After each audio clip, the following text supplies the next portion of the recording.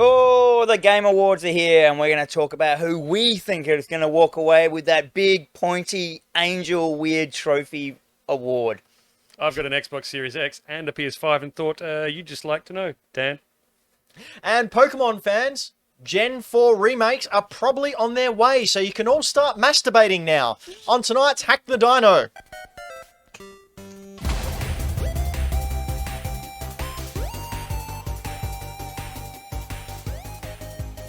Well, hello and happy birthday to all of you out there. We are Hack the Dino. I'm Ben Rosenthal, and I'm one of your hosts for this evening, or day, or time in between, where it doesn't exist, and you are just in some kind of vapid... Anyway, we're Hack the Dino. You can see us talk about video games here. Oh, God, I'm Should we just failing introduce bad. ourselves? I introduce you, but not me. It's Dan McGuinness, the Limb Collector. Hello, how you going? My name's Dan. How have you all been? Great. Didn't you hear that intro? It's been fantastic. Over on the keys, we have the Millennial Falcon, Mr. Braden Dixon. Hello, hello. And you didn't pop up, Braden. Oh, it takes away the names when I pop up, so you should always leave me to last. Okay, well. And last and least, we have Xbox's #1 fan, the gaming anthropologist himself, Mr. Floppy Starrick. Hello, everyone. Wait, why didn't... You've bought that Xbox shirt in tonight. You should have showed that. It's way too too hot hot. to It's wear. way No, too hot to wear you it. could have shown I it. got an Xbox. I got an Xbox shirt. That's what Xbox. real Xbox I got an fans call Xbox it. shirt, everyone. And Good thank time. you to the many fans who sent Floppy that shirt. They all chipped in together to make sure he wouldn't miss out on this exclusive merchandise because he is the #1 Xbox fan in Australia. Who isn't? Me, I'm not. There's Braden. Hello. He's cut off. Anyway, Yeah. we're Hack the Dino. We talk about news and stuff like that. If you'd like to hear us and not see us, you can head on over to Spotify. Just search up Hack the Dino. You can subscribe there. You can head over to iTunes and you can leave a review there and also subscribe there if that's your poison. Don't drink poison. Oh, look at the beautiful Please. Patreons in the chat saying how much they missed Floppy last week. Cool guys. Aw, that's at least nice. Someone did. Maybe not the least, then maybe after all. No, you're the least. You can also catch us on Stitcher or any other podcast app. You can also head on over to Instagram and Facebook. Just look up Hack the Dino. We're there doing stuff. Mostly nudes. And you can head on over to twitch.tv/Hack the Dino. Or head on over to youtube.com/Hack the Dino and subscribe there. Now, before we get moving balls deep into the show, I just wanted to remind everyone That my that, kids are watching. well, we've got balls here to play Like with. a ball pit. Basketball. When you jump into a ball pit. Your kids love when ball your kids pits. are at a ball pit at like a fun place where they... Not eat anymore, food. 'cause there's IKEA, not anymore. Sweet, IKEA. subtle It was save. successful before a pandemic. So we get ball Smooth. crawl deep into this. So, Braden, turn down the mics a bit. testicles. If you want to have your say in what you think should be the 2020 Hack the Dino Goat of the Shitty Year, the Goatsy Award, you can head on over to bit.ly/Hack the Dino 2020. Braden will put that in the chat right now and Yo. vote. You can vote for who's your favorite presenter. I am losing quite badly, so just throwing that out there. Not really? Just throwing that You out actually there. see I it. wonder why. You've never shown me the results. I need to see the winning bits. That's Yeah. right. Who knows How good is it what in actually the goes on? How good is it in the chat at the moment? How much shade got thrown on Braden's Nirvana shirt? Yeah. Yeah, I It's was, a I was millennial- gonna say, like... Do you know who Nirvana is? yeah, fucking mate, Dave Grohl's prequel. Whew. Dave how dare you, Can I sir? just pull out on Nirvana? Nirvana. My besto has a shirt which is the Nirvana, but it's got a picture of Hanson. Oh yeah, I've seen that. It's so good. It's That's so pretty good. good. Nah, mate, love Nirvana. The link isn't working. What's the link again? I love The link isn't working. What's the link again? I love Bit- in uterus. .ly/Hack the Dino 2020. Now it is case sensitive, so you have to type it exactly how it's supposed to be. So yeah. As in a capital H, Yep. capital T, Yep. Are you the one that heaps good at this stuff? capital He's D. He's had a couple of ciders. Leave him alone. His little body's his millennial been body's trying a to process it. It's been a week. Kurt and the Nirvanas. Anyway, Floppy, Yes, mate. you've got an Xbox One X and a PlayStation 5. And a Series X. A series, yeah, that one too. I do. I was lucky enough and, well, yeah, fortuitous enough to, I have both now. Yeah, both. And have both. Braden, what have you got? I got a PlayStation 5. I've got a PlayStation 5 as well. In fact, I've got a camera for my Yeah, you got a PlayStation PlayStation 5, 5 so I I can didn't start get that. streaming. Dan, what have you got? I got the Game and Watch. The real winner for best console of the year. So, ladies and gentlemen, this will be Dan's last show. It's I been got, great um, having him on for the past 3 years, but I thank you for your got a modded Vita. Not yet, you don't. No, so you've had the opportunity to boot up next gen systems and Yeah, I have them have. side by side. What are your thoughts? Yeah, so I've had them side by side for like a week, just saying. But I have put some thought into this, and I've put some time into both of them, one more than the other. Which one? I've been playing Miles Morales. Yeah. All right, so let's start it off right at the top. Which one do you prefer? I don't want to do that question now. I want to do that later. Boring. I think I thought now I've put my thoughts into some little categories here. So first up off the rank is the physical size and look of the console. Like so both of them, we all know that both of them are big. Both of them are big. Both of them are they hilariously big? The PlayStation is hilariously Like- big. The PlayStation There's- is a big taco. There's my PC there. Is it, So it's cut not, that in half down the middle, and that is What about the height? PS5. Yeah, about that. Is it really that Yeah, high? It is easily massive. that The high. height is about that much shorter than a tower. Now, So, to be honest, it doesn't bother our me because it tower. fits in my unit, and so does my Xbox Series X. But they don't currently fit in standing up, which I feel like they are mostly designed to be stood up. So I've got them both laying down. You know why they're designed like that? Well, cooling. Well, no, because they're horrible dates. They what? go laying down. Oh, So both of them laying down, I think, that's what she is said. subpar. The Series X has like a built-in stand on the bottom, a big circular one. Haven't looked to see if I can take it off, but when I've got them laying down, which there are little rubber feet on the side so you can lay it down, I've got this giant circular plastic disc just hanging off the side of it. Can't you take that off? Well, of the Series X? Yeah. I haven't sussed that out too far yet, so I'm going to do it. I do like the green light on it. I like the green light. I don't mind the size of it, actually. The Series X is not that much bigger, say, width-wise, than the One X. It is obviously higher because it's got the whole fridge thing going on. And how many sweet tokes do you get out of it as a vape console? I've not vaped into it yet. Puffing so much cotton. The PS5 is massive. It is stupidly big. It is the ugliest, beautiful taco shell I've But ever I had. love the design. Oh, so same. I actually it's love the hideous. whole wavy. Yep. So I love it. It is weird to see something so massive in my I've got cabinet. mine, so I've got my Darth Vader PS4 Yep. sitting and it's this slim box that's all very Yep. nice and angular and fits in there very nice and proper. And then I've just got this white taco shell lying down on the side, just sitting there. I just look at it going, that is ridiculous. God, I love it. It reminds me of like when you see the PlayStation laying on its side. It looks like what I envision, the beach house to look like. That thing that replaced Magic Mountain. Yeah. Like I just think, oh yeah, it's a fun arcade I'm for kinda kids like- to have birthday parties at. If Sydney Opera House got flattened. But More than art. yeah, I'm gonna rejig my setup so that I can have them standing up. But the stand on the PS5, laying down, I think it sucks. No, it's fantastic. I hate it. It hovers. But I hate the quality of it. Like I feel like it's built to be really secure when it's screwed in from the bottom. When it clips onto the back on those two little clips, I think it's rubbish. No, I'm completely the opposite. You're Like, allowed to be. I thought, no, I'm not. I'm going against the rules, man. So Well, no, I thought the same because I went, oh, do I really want to do this? And like once it clipped on and it was secure, it is balanced perfectly. So in the instruction manual, it shows you where you're supposed to Yeah, clip yeah, it the little over PlayStation the symbols, sacred yeah. symbols. And I found that, just that balance there, the way it hovers and just sort of sits just off the ground, I love it on its side. I like how it looks, but I don't like the quality of the stand. I feel like it's way more designed and secure where it's actually screwed in from the bottom as opposed to clipped onto the back. I think they needed a different way of doing that, and I don't like that it's not 100% attached. It's just clipped on. Okay, cool. But that was that. Now setting them both up. Look, it's not that hard these days. You update an app, you have them connected to the internet, and you download all the stuff that you already had on there. There's like the power cord, the HDMI. That's it. Hook up to the internet and log into your Xbox Live account and your PSN account. Having said that, I had to do my PlayStation twice. Oh, really? Yeah, it didn't transfer stuff over the first time. I don't know why. It could have just been a one-off time. I got a question. Sure. If there's a game out on both consoles, which one are you going to favor to get it on? Well, I only have a PS5 now. I traded in my PS4.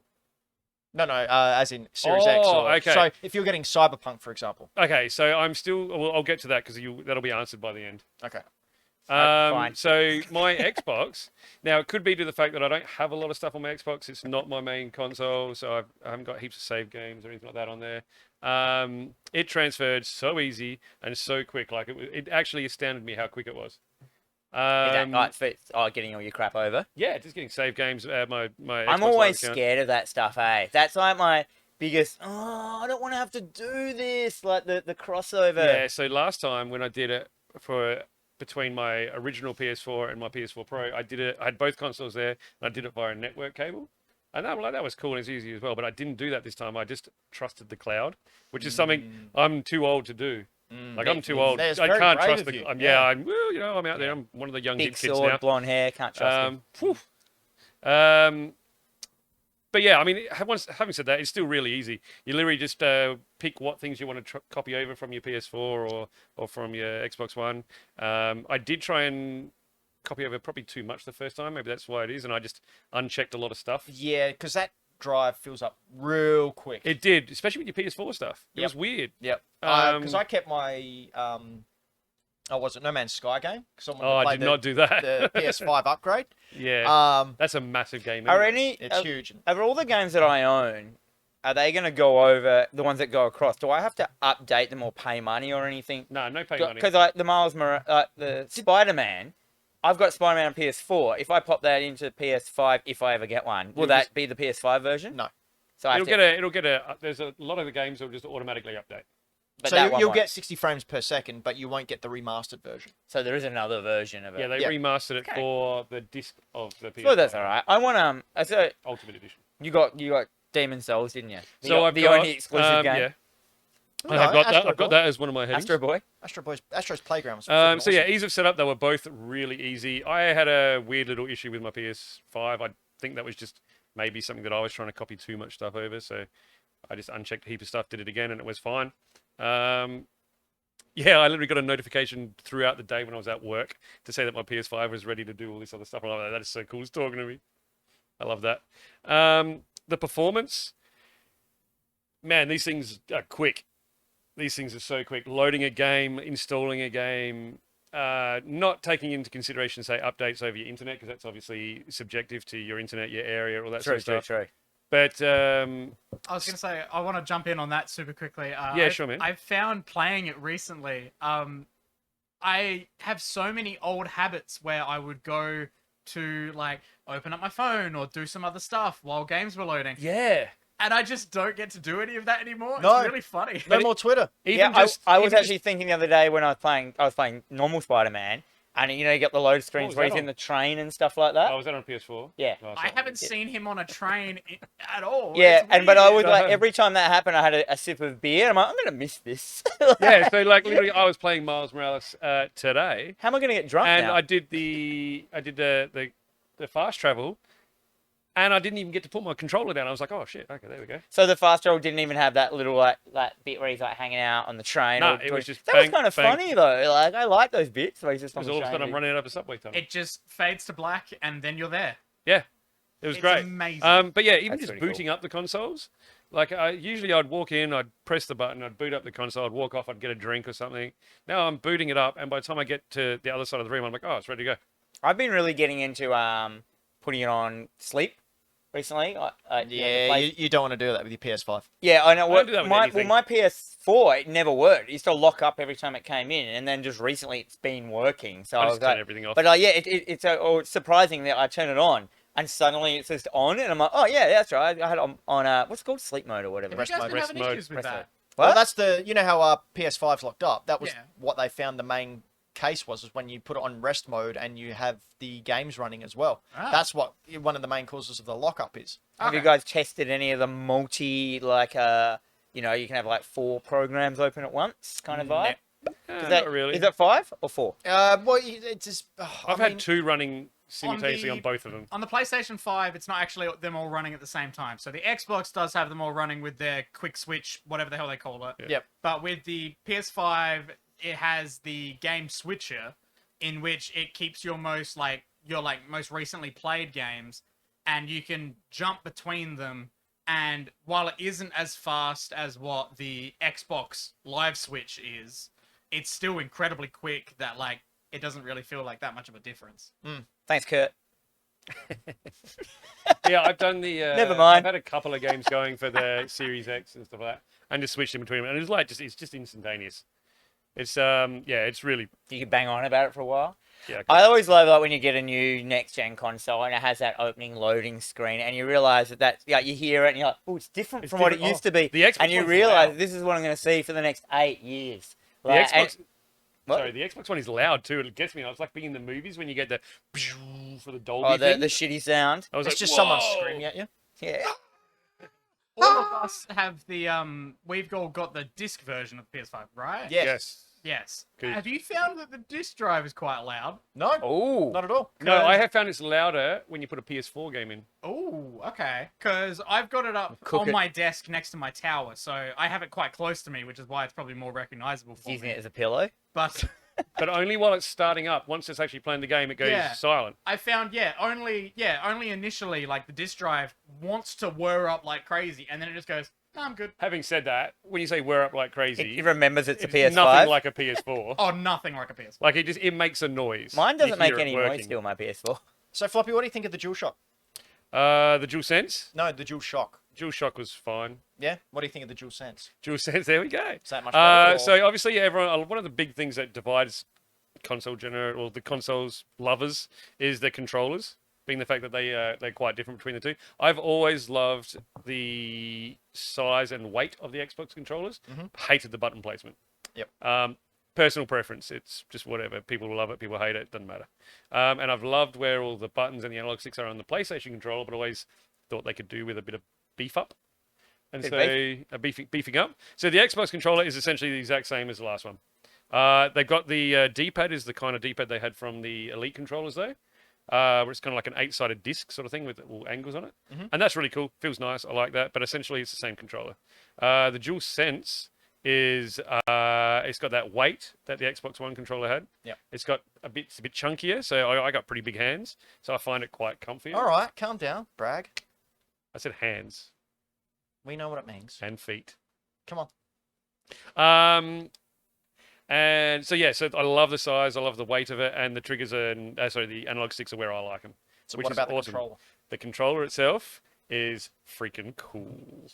I love the feedback. I love the rumbles. I love the adaptive triggers. I like the little microphone and the sounds that come out of it. No, it's really cool.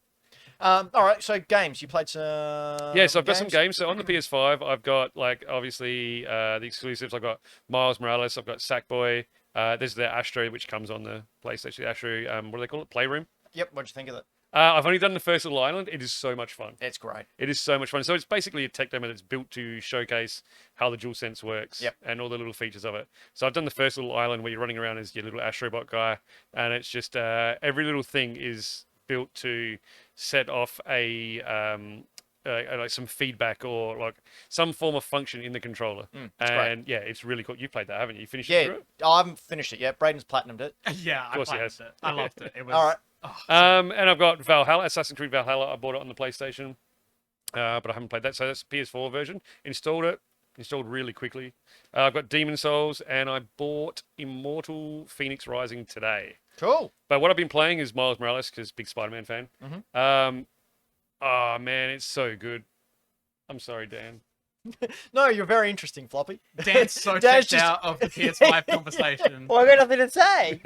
It's just on his mobile scrolling. Just looking at eBay prices for PS5. Looking at pictures of Nirvana, actually. But I won't talk about it too much because Dan hasn't played it, and I know Braden hasn't Oh, it's played fine. it yet. I And don't I don't have want to much- spoil anything. But it is awesome. It is so much fun. I know it's not long, which is perfect for me. And on the Series X, something that I haven't done really well before or taken advantage of was Games Pass. So like I'm making a dedicated effort to go through Games Pass at the moment. And so far I've downloaded River City Girls, Minecraft, and Minecraft Dungeons. I did have play a Two bit. games that look completely the same on both of them. Yeah, on no, every next console. gen. Next gen. gen. Minecraft Dungeon. I downloaded the Halo because I haven't What actually did played you all the Halos. But I did download Gears 5 and Battletoads. Found this cool little thing called Indivisible. Cool little like a artistic sort of styled I RPG side scroller. I played that. I played that on stream. So I've actually been going through Games Pass and actually looking at things and reading things, and it's really awesome, man. Like I'm actually digging this. I even downloaded Five Nights at Freddy's to try and figure out what it is. Yeah, Yeah, did you play any games that I named as Game of the Year last year? Like River City Girls, maybe. Yeah. Yeah, I played a little bit of it. Yeah, what'd you think? It's a lot of fun. I Yeah. played that this week as well. Yeah, I really enjoyed it. I love the intros. I keep forgetting. It's because it's just the same as Scott Pilgrim as well. Like, Oh, Yeah. absolutely, yeah. yeah, and I always like forget that thing is like I keep on playing it as Streets of Rage, and you Yes. die when you do that. Yes, you can't. So Yeah, I'm you not have good to at like it you yet. have to like sit back and you have to start punching before you get to them, and there's a lot of walking down into the characters. You know what I mean? Yep. Like so yeah, but no, it's really good. And it was funny. Like Yeah, no, I played the other character. I didn't And- like the dumb character. No, I played her, I but I played didn't. Kunio as well. I played as a dumb Oh, one. Kunio. But I really love the introduction to the story. I was like the little anime and manga. Oh, is style it? of thing. It's It was as good as so any anime. good. It's amazing. Yeah. So I'm really looking forward to delving a little bit more into Games Pass and seeing what kind of cool gems I can find. All right, so out of the two, what do you prefer? I think we know, but I think. Well, yeah. Look, I prefer my PlayStation. I love the PlayStation. Wow, that was so unexpected from Australia's biggest Xbox brand. However, I am super impressed with the Series X. Really? Yeah, like I really am, man, and more than I've ever been with, say, Xbox in the past. Game Boy Dad. Floppy, Have you played Backgammon on Game Boy yet? No, he Not hasn't yet. because I forgot to bring it. Do you know what else I forgot to bring? The news. So here it is now. Kind of. All right, whatever. You super didn't forget to bring it. It's all prepared. It's right here, but I did forget to cut Floppy off. No, I did that too. Good. PlayStation has been banning users on the PS Plus. Now, we think, well, what kind of nefarious causes are they doing here in order to get cop a ban? People have been selling their access to their PS5 back catalogue in order to allow other accounts to redeem them and enjoy the games for as little as $8 per game. How do you do that? So you give them your PS Plus ID, they log in, download the games, and then log out. Oh, do they work even if you're not logged on? Well, not anymore, they don't. Some Yeah, early maybe adopters bang. have already racked up over 50 clients, and the Japanese giant has sniffed out what's been going on and banned them.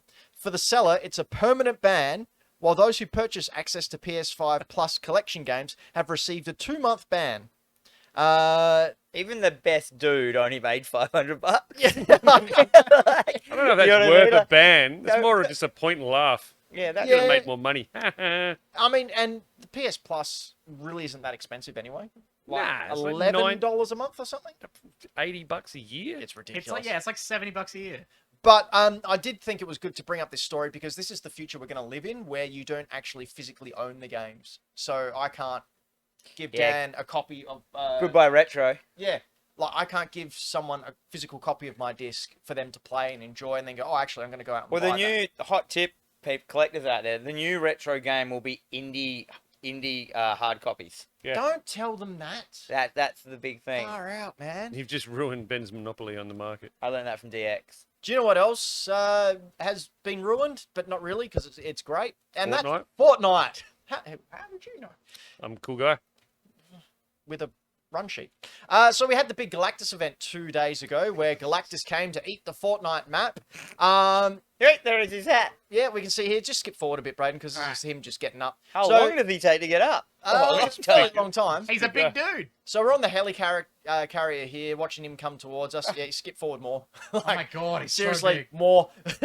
How big is Galactus? Well, Did he you have can to eat set planets. aside like 3 hours a day just to watch How him does he stand eat up? planets? So in the comics, he has a Yeah. machine that he absorbs. He absorbs energy. He doesn't like bite them like they're an apple. He absorbs the energy and the life force out of the planet. He's like a planet vampire. So yeah, so there's this thing on the Fortnite map called the 0 Point, which is been a big player in the lore of Fortnite for a long, long time, and that's what Galactus sensed at the end of the last season why he came across here. How do you not dodge that? He took like 15 minutes to swim. Yeah, like just because he's big, why does he move so slow? Because relative. So yeah, you hear falling after the helicarriage has been smashed, then you spot right down the below. Who's this guy? Oh, it's Iron Man. Oh, Iron. cool guy. And he gives you a jetpack so you can fly. And then skip forward a bit, Braden. All right, here we go. Iron Man gets you to jump into a battle bus that he has developed and loaded up with gamma bombs or whatever. And for the first time ever during a Fortnite big event, they had you actually interact within the event rather than just sit back and watch it. You flew the battle bus, started blowing up drones as you're flying towards Galactus's mouth. So like, I haven't played much Fortnite. What on earth is going on? So that you didn't have any control over the battle bus before, did you? You just jumped No. out of at a specific time. Correct. You never played Fortnite? Correct. Oh, like once when it first came out. So you can see Galactus here in the background with Iron Man in the foreground telling He you looks what like we're going he to do. doesn't know what he's doing, Galactus. He doesn't. He's just gonna he's just like, me at planet. Did you ask how did Galactus eat planets? Yeah. Yes. Yeah, he absorbs Don't the you energy. own a comic book shop? Yeah, I've actually never. He's a Silver That's Surfer. why they hired me. He hangs out with Silver Surfer. Silver Surfer goes out, finds him great planets, and then for some reason, Oh, Silver Surfer hasn't done that for like 30 that years. was his vibe, though, wasn't it? That's where he came from. Skip forward a bit, Braden, to the shmup level. Shmup. So you're flying, yeah, that'll do. Flying along, and all these drones are coming out as Galactus trying to devour the 0 point. So you're shooting down all these drones. You can't die here. It was like just one of those, Fun things. like a screensaver. Just shooting out all the drones that have appeared within the game. Now, if you skip forward a little bit more, Braden, Thor comes down and gives you a power boost. I can die in a screensaver. And then you try, you go up Galactus's arm through his armor. It's like a Death Star trench run. I was not expecting you to say arm. Yeah, go up Galactus's arm. Well, you have to get that bomb in there somehow. So yeah, just scooch forward a little bit more, Braden. Oh, Thor. So there's Do Thor. a barrel Donny roll. Cates as Thor. That is Donny Cates' Thor. It is. Well, it was based on his run. He actually wrote the comic that went along with this. Yeah. So you are now on the battle bus and you're going up his arm. And the best part here was that Iron Man, because he's quipping the whole time and being a smartass, he goes, "Oh, I even got the stereo working." And it's like this Black Sabbath, like AC/DC ripoff band playing, and you're going through and going, "Do, do, do, do, do, do, do, do," and you're shooting all these drones and trying to That dodge all sounds the fun. structures. It was just a good fun time. Wow. Yeah. I just turned up the volume just for me to quickly hear. Yeah. 100% it is. It's hilarious. It's just basically like, and the Death Star run. Yeah. Yeah. As you're going up Did his you say arm. that? Yeah. Yeah. I'd play that. Now, if you skip towards the end, you got Wolverine's Wolverine. on the bus. Hey, Wolverine jumps on the bus and does a power that he's Hang on, never where done did before. Wolverine come from? He was in the season as well. He's just a no, but I mean, where did he come from? Oh, they're in within the 0 point. I don't here, think so you it's a should space challenge- outside of space. The yeah, but like, how reality. did? But he's a man. He can't fly or anything. Dan, it's best not to No. question it. Like Yep. that's one thing I will say. Like the writing of this event was hokey as hell. Like it took really big leaps in logic. It's Fortnite though. Like, Yeah, no, but that's they've been okay. really, really good with their writing. Like I- they've been exceptional. That's why I'm hooked to the Did meta Donny Cates storyline. write it? No, he didn't. 'Cause The meta storyline has always been really, really good, and they've done really, really good things about. Is he stuff sucking that- everyone in? Looks Yeah, like well, that he's was the eating, plan. Looks like he's eating pop rocks. Yep. They should have got Jeff Lemire to write it, and this would just be the end. and Well, this is everyone the- died. So he eats that, and Galactus gets transported or thrown back to his own reality, along with all the Marvel heroes. So He that's doesn't it. have any No more Marvel. pants. Oh, he's just Hey, pants. You incorporeal. don't need Wonder pants he's if you up. don't have legs. No wonder he's upset. Now, if we skip forward just a little bit, What's he Braden. doing now? I don't So know. this is him going through the. That's like what happens when Neo goes in you with the Matrix. Or when That happened to Dan Agent eats Smith. Then Milk. at the end of the event, after Galactus and all the Marvel superheroes were gone, we flash back to remember the last cutscene where we saw Yeah, Agent Jonesy, in the and it was voiced by Troy Baker. Yeah. That's where it ended. Like it had Jonesy lying down with all alarms going off, and him snapping awake, and that's where it ended. I reckon they're losting this. I reckon they don't know what they're doing. They just make it up as they go along. Well, you'd say that, but then this storyline trailer dropped, Braden. Yo, we're on it. He's getting there. So then this storyline trailer dropped, which some of the people saw that, and it's Agent Josie within it with all the alarms going off, so picking up exactly where the live event started. So the live event stopped and then went completely black for 8 hours. You couldn't play Fortnite. It was just a black screen. Okay. And then it booted back up Boring. with this, What was that? don't know. Was Just that a one of these little Tesseract? things. The Tesseract, the rounder rack. It's like a rift gun. But basically, it's got Agent Jonesy, voiced by Troy Baker, telling him he has to go into the loop, into the 0 point. So basically into Fortnite. Who's and Troy Baker fix it. again? Troy Baker is a voice actor. Yeah, but who's he do again? Joel. Joel, yeah. Yep, I know, yeah. Amongst many others. Amongst everything else. So this story here, we got a little bit more of the Fortnite lore just through this minute 35 cutscene. And it's Jonesy diving into the Fortnite world through reality into the 0 point. They've announced that it is a loop. So in Fortnite, when you get shot and die, it's just a Ouroboros. He keeps on coming back and coming back and coming back. Yeah. So you don't actually die. There's no real death in Fortnite. It looked like Galactus's anus. with the instructions that he wasn't allowed to let anyone come back, and he had to be careful of the 7. So we saw that storyline trailer, and then they brought out the trailer for the Battle Pass, which is you pay, I think, what was it, 950 V-Bucks, so about $10 to get the Battle Pass. Yeah. V-Bucks. So Braden, if we can play the Battle Pass trailer, and this is where they reveal what the theme for the season of Fortnite's going to be. So we can see Jonesy jumping out at 0 point here, and him saying, "Well, I've scoured all of reality's bounty hunters." We can see Mando and Grogu on the screen. Thank you. Grogu? Yeah, Grogu. Yeah, that's his name. Then they've got some obviously some other Fortnite creations. They've got a guy based on Spartacus who's never been defeated. They've got a anime cel-shaded robot. They've got a pancake sheriff. Yeah, that's Oh, weird. man, they've just gone full Overwatch. And a Phoenix Rising type person. Now, the best thing about this season is that these characters, while you do get them in the Battle Pass and their skins that you can unlock, they're also NPCs on the map. That So you can come across them. You come across them, and you can take a bounty from them. So you have to hunt down specific other players, and you get a reward if Is you it get them. players or That's NPCs cool. that you hunt down? No, players. Is Man, Rosario I'm gonna have to Dawson in start it? playing this. Oh my So god. I've played it. I've been playing it, and I've had a bounty put on my head, and it lasts I mean, for that's 5 understandable minutes. though. You probably got one in real life too. Well, yeah, a couple. Damn. And yeah, so you can do that. You can trade gold, where you pick up gold pieces in this season. You can trade that with them for better weapons. Oh, look at him. He's just busting some rug. Yeah, so this season, like on the PlayStation 5 as well. So this is the first real PlayStation 5 build of Fortnite. Like the previous Marvel season was sort of like a bridging one. Yeah. This is the first time they've released sort of like, I don't know if ray tracing's in Deploy it yet. the Razor Crest. Oh man. I gotta say, it's just turning into the pop vinyls of video games. It really is. It's that already. But better. So last season you had Iron Man, you had Wolverine, you had all these Marvel characters. I played a lot of Fortnite in the last 3 months in order to get them all. This season you've got Mando as your level 1 Battle Pass skin, so you get Mando right from the start, and Yeah, you I'm get gonna his do it. armor throughout the Battle Pass. There's one of the NPCs there that you can see on the screen where you just go and talk to them. You don't fight them because they will hurt you very, very badly, but you can also duel them as well. And if you do defeat them, you get a really, really cool gun. Oh, this guy's fighting him. Yeah. Mando, he can win. Like, I sort of skipped over the story, but the See? story is Well, really, that really hype. cool.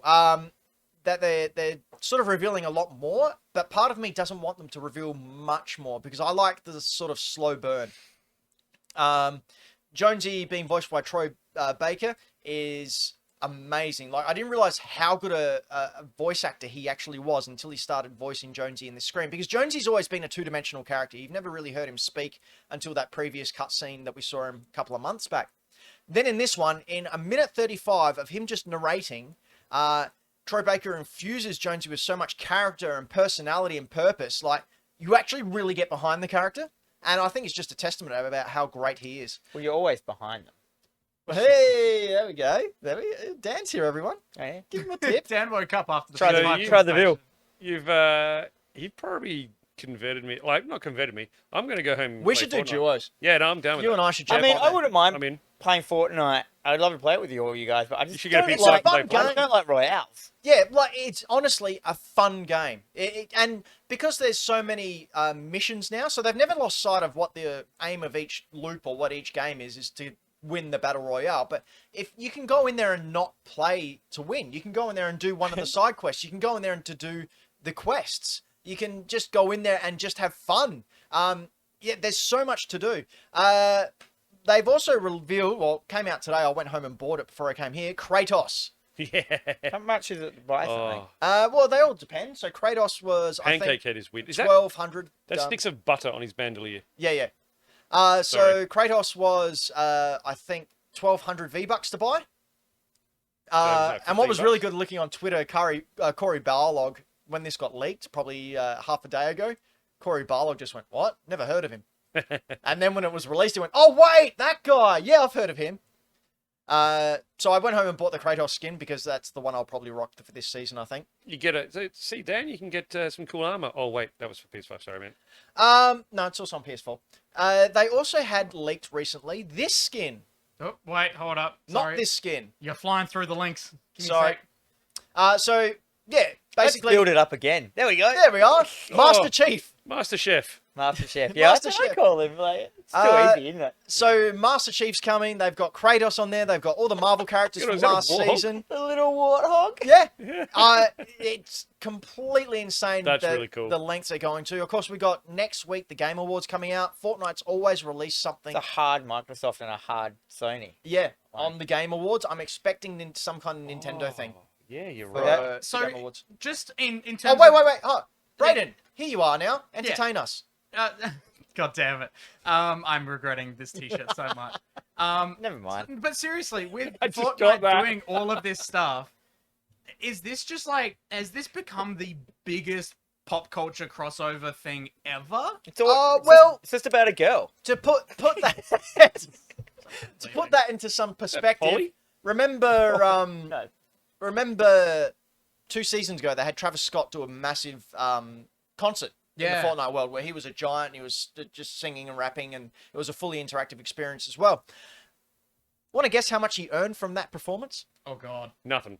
$20 million That is not nothing. The fact that Fortnite can pay a performer $20 million to be in this game. You know what? I'll do it for half that. Oh, you're a very, very giving individual. So yeah, So Fortnite. roll. Honestly, I know it's got a really bad stigmata against Stigma again. Stigma. That's the next skin. It's No. Jesus on the cross. The Evangelion with the holy stigmata. Yes. So, play Fortnite.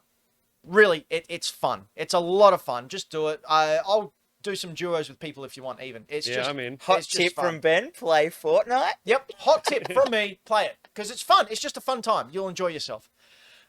Speaking of enjoying yourself, one movie that I enjoyed myself too, mainly because of Bridget Wilson, was the Mortal Kombat film. And these, They look so good. Mortal Kombat 11 has released this movie Is skins. that Island Bound Blade? Is that what she's Sonya Blade, yeah. So it's the likeness of the actors and the actresses from the Mortal Kombat movie with their original voices. 96? I think We 97, said 98. this a while back in one episode that we wish they did the skins for the original movie cast. Yep, and here Ages they are. ago. Here they are. It costs $6. It's a one-off purchase, and I am here for it. Yeah, how many of them is it though? Just 3. Just the 3. There's only 3. Not Liu Kang? No, just those 3. I mean, it comes down to rights and getting the actors to come in and revoice everyone. Yeah, So. okay. Is Liu Kang not just the guy anyway? Yeah, kind of. So with the whole, a lot of people going to places wearing masks right now, obviously and sensibly. Everyone's a Mortal Kombat Yeah. character. I cannot help it. Just every time I see it, I just want to Yep. go like, "Get over here!" Yeah, every time someone walks into my shop, I just think they're like, what clan of ninja are you? And I just say it in my head and make up Yeah. what funny ones and to pay them out I in just my head. Sub-Zero or Scorpion. And then the customers just looking at Danway's going. Yeah.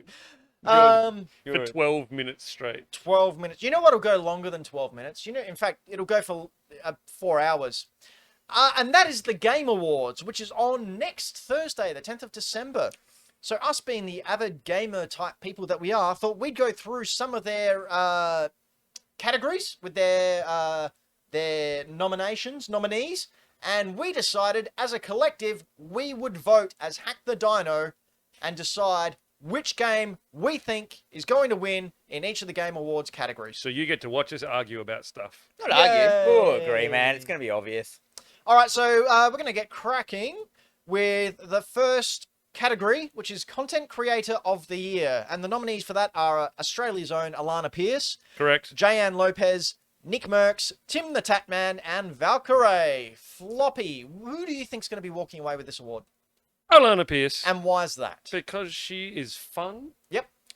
She presents well, and she's Australian. I'm going to support local. Okay. Yeah, Dan? I don't know who actually will win it because I'm not actually familiar with a couple of these people, but I want Alana Pierce to win it because Cool. she's good at everything. Braden. She comes in, she dominates, she Might be leaves. slightly biased, but I've never heard of any of the others. Even just in general, like being next to the rest of the gaming community online, the only person I've ever heard of is Alana Pierce. I feel like kind we've of got feel a- bad it- about. If you but don't know also- who she is, go check her out on all of her stuff. She So has out so of much these stuff. out of these people, Tim the Tatman is easily the most popular, Mm. believe it or not, because he's got a subscription What base is he, of like Tim Tim the Tatman. Tap? Tat. Tat. Has he got tattoos? Yes. Yes. So he's Wow. got a very big following on YouTube. And Valkyrie is also a cosplayer, I believe. So she is also very, very popular. However, I would like to... I mean, they all do charity streams, but it was revealed on Alana Pierce's Twitter. Well, someone tweeted at her that Alana is constantly doing charity streams for different causes. And just this year alone, she has raised $150,000 for charities. That's awesome. Just through her Twitch streams. Of course, we Good know her work. from IGN, which is where she first went over to the US. She used to work for EB Games many, many years ago. She's been on Kind of Funny a bit. She was recently. on Kind of Funny Is for she in the Xcast. Xcast, yeah. She was Xcast. Now she's actually got a job as a writer for Corey Santa Monica. Barlog. Santa I Monica didn't know that. Studios. For Santa Monica Studios. Yeah, Oh, I correct. didn't know that. So that's her new gig. She's just incredibly talented, fantastic journalist. She honestly knows what she is talking about. The first time I realized that she was really switched on and really knew what she was talking about was when she was on a Beyond podcast and they were talking about No Man's Sky and everyone was getting really, really hyped about it. And she just went, "No, I don't believe it. I don't think it's going to be a good game. Not buying it."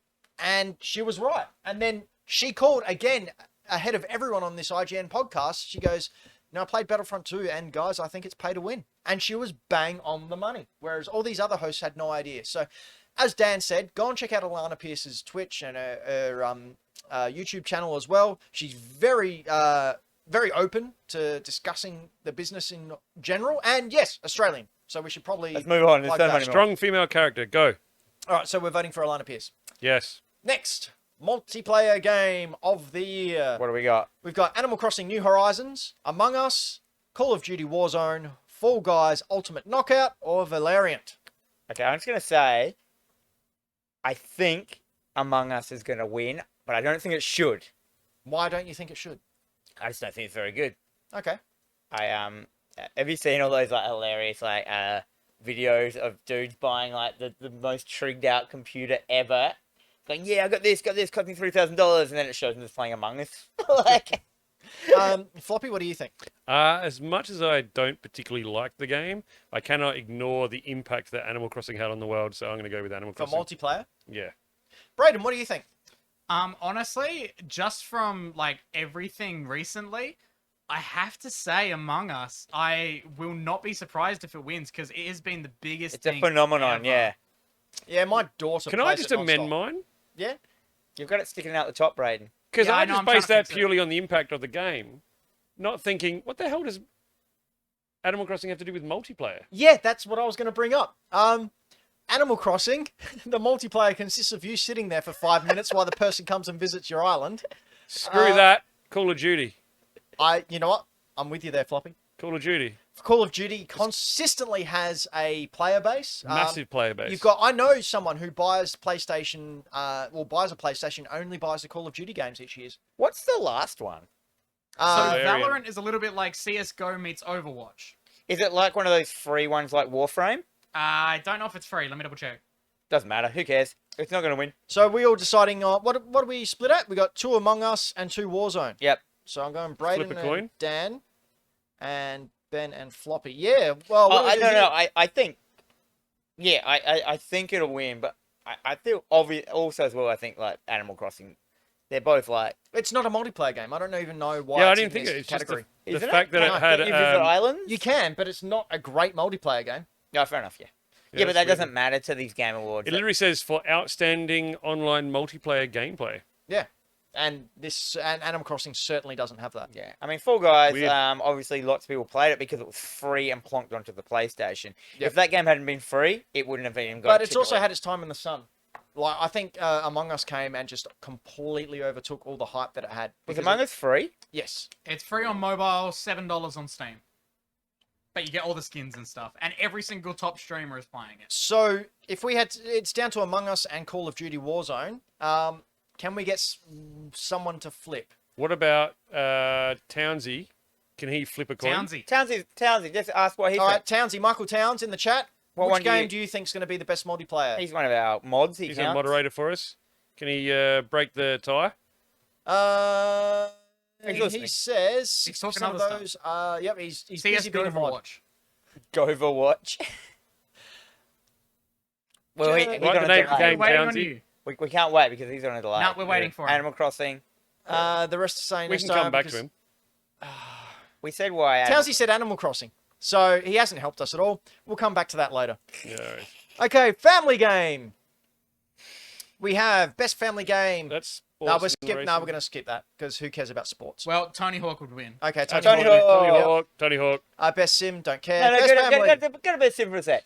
So look at this. Go. So it's best Don't know any of them. strategy / sim. There's one sim in there, and the rest are strategy games. And you know what? The one sim's going to win it. yeah. Yeah, Uh, Microsoft Flight Sim.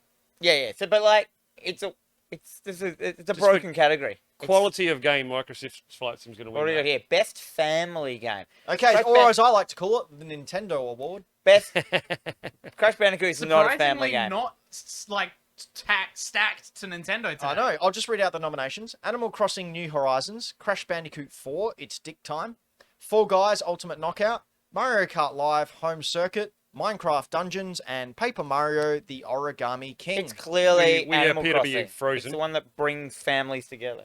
And our camera is frozen for those of you watching on twitch.tv/Hack The Dino. If you'd like to see us freeze, head over to Hack The Dino on Twitch. It and- hasn't frozen. It YouTube. was. So what are we thinking here? I personally think New Horizons is going to get this Animal Crossing. For best family game. Look, I really want Paper Mario to get this because I think it was such a brilliant game. I think Animal Crossing is going to walk away with it. Okay, Dan?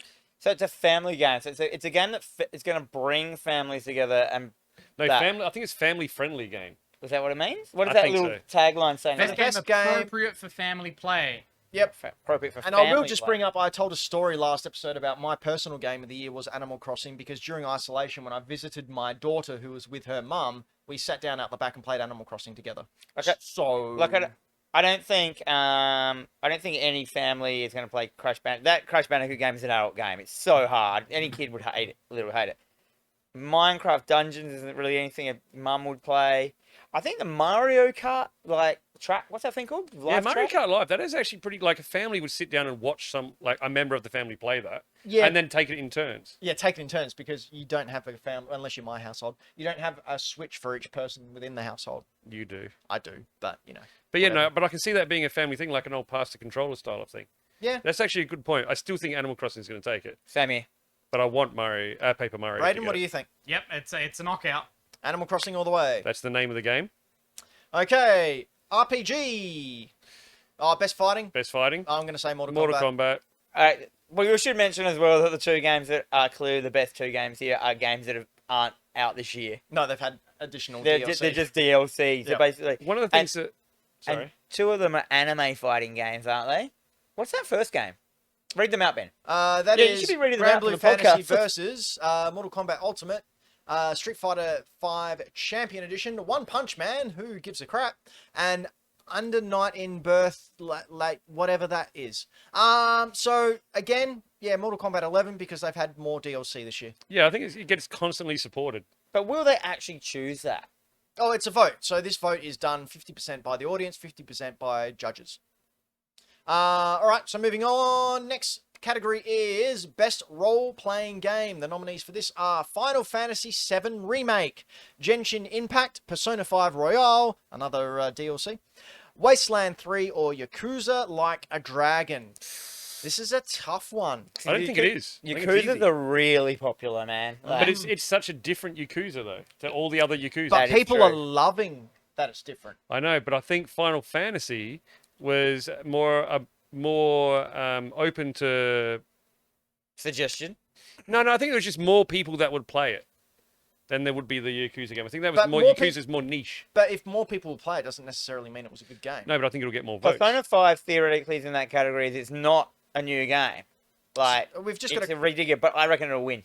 We've got a couple in the chat. Dylan the Villain says Persona 5, and Game Boy Dad says Genshin Impact, even though he hasn't played any of the others. I'm Final Is Fantasy. Genshin Impact the second one?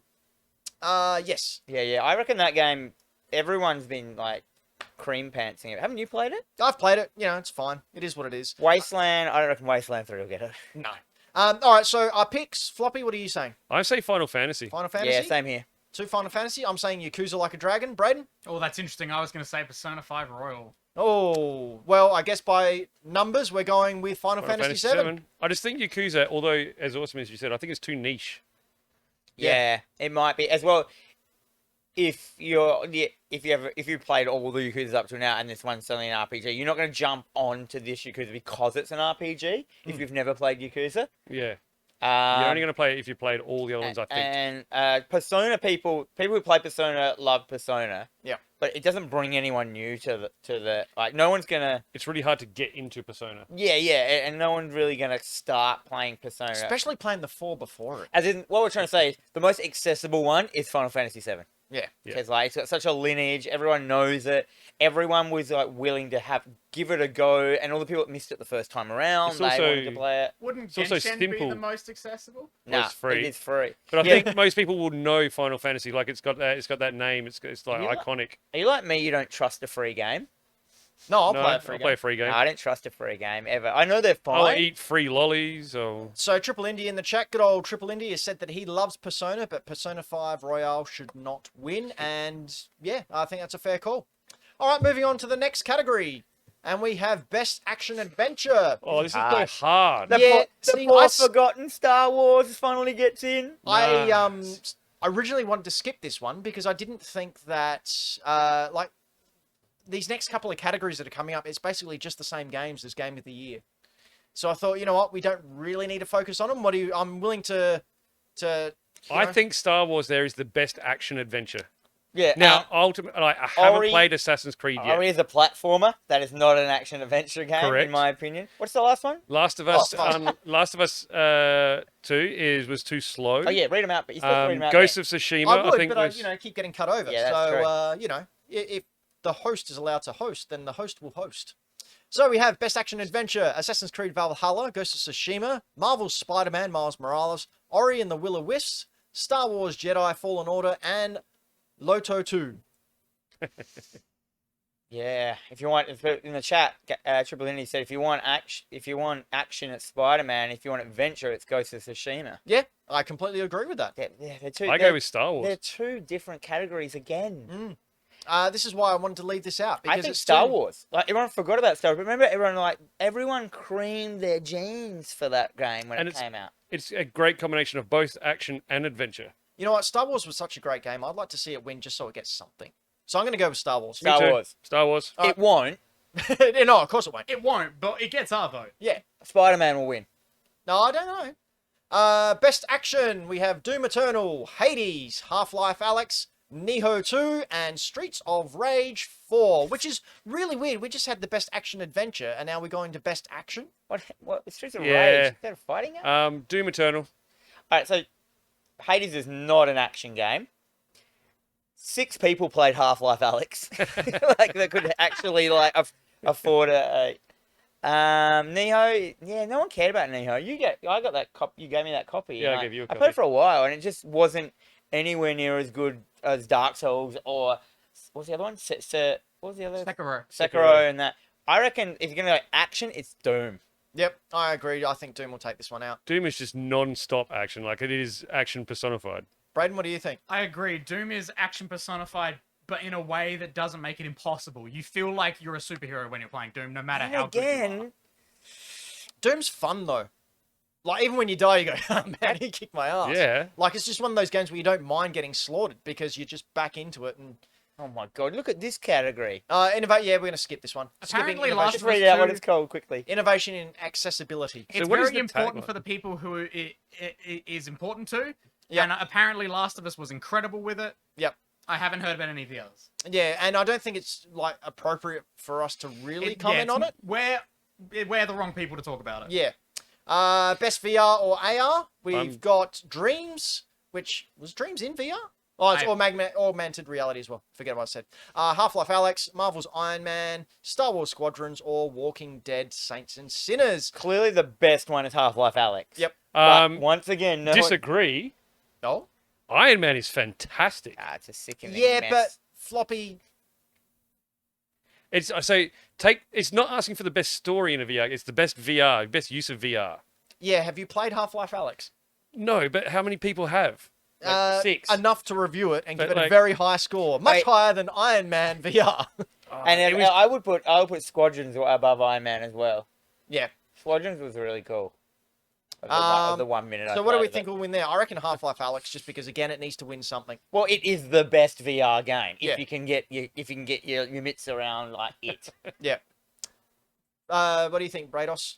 Yeah, I completely agree. I wish it would be something like Squadrons because like that appeals to me.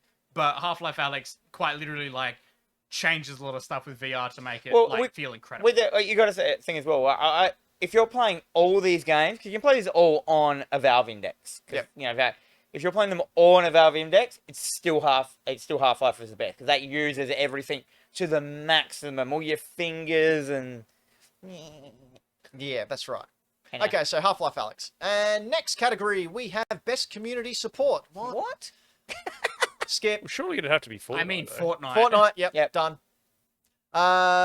Best Mobile Game, we have Among Us, Call of Duty Mobile, what is Genshin Impact, Legends of Whatever, and Pokemon Cafe, blah, blah, blah. Among Us is winning. On that best community one just then, bloody No Man's Sky. That game came out like It 10 means years like, ago. ongoing support. So your 5 years ago? Fortnite, your PUBGs. Okay, your... yeah, I get it. Yep, best mobile game. Skip. Among Us. Yeah, Among Us. Yep, cool. Yeah. Okay, best indie. All right, we're back into the good stuff.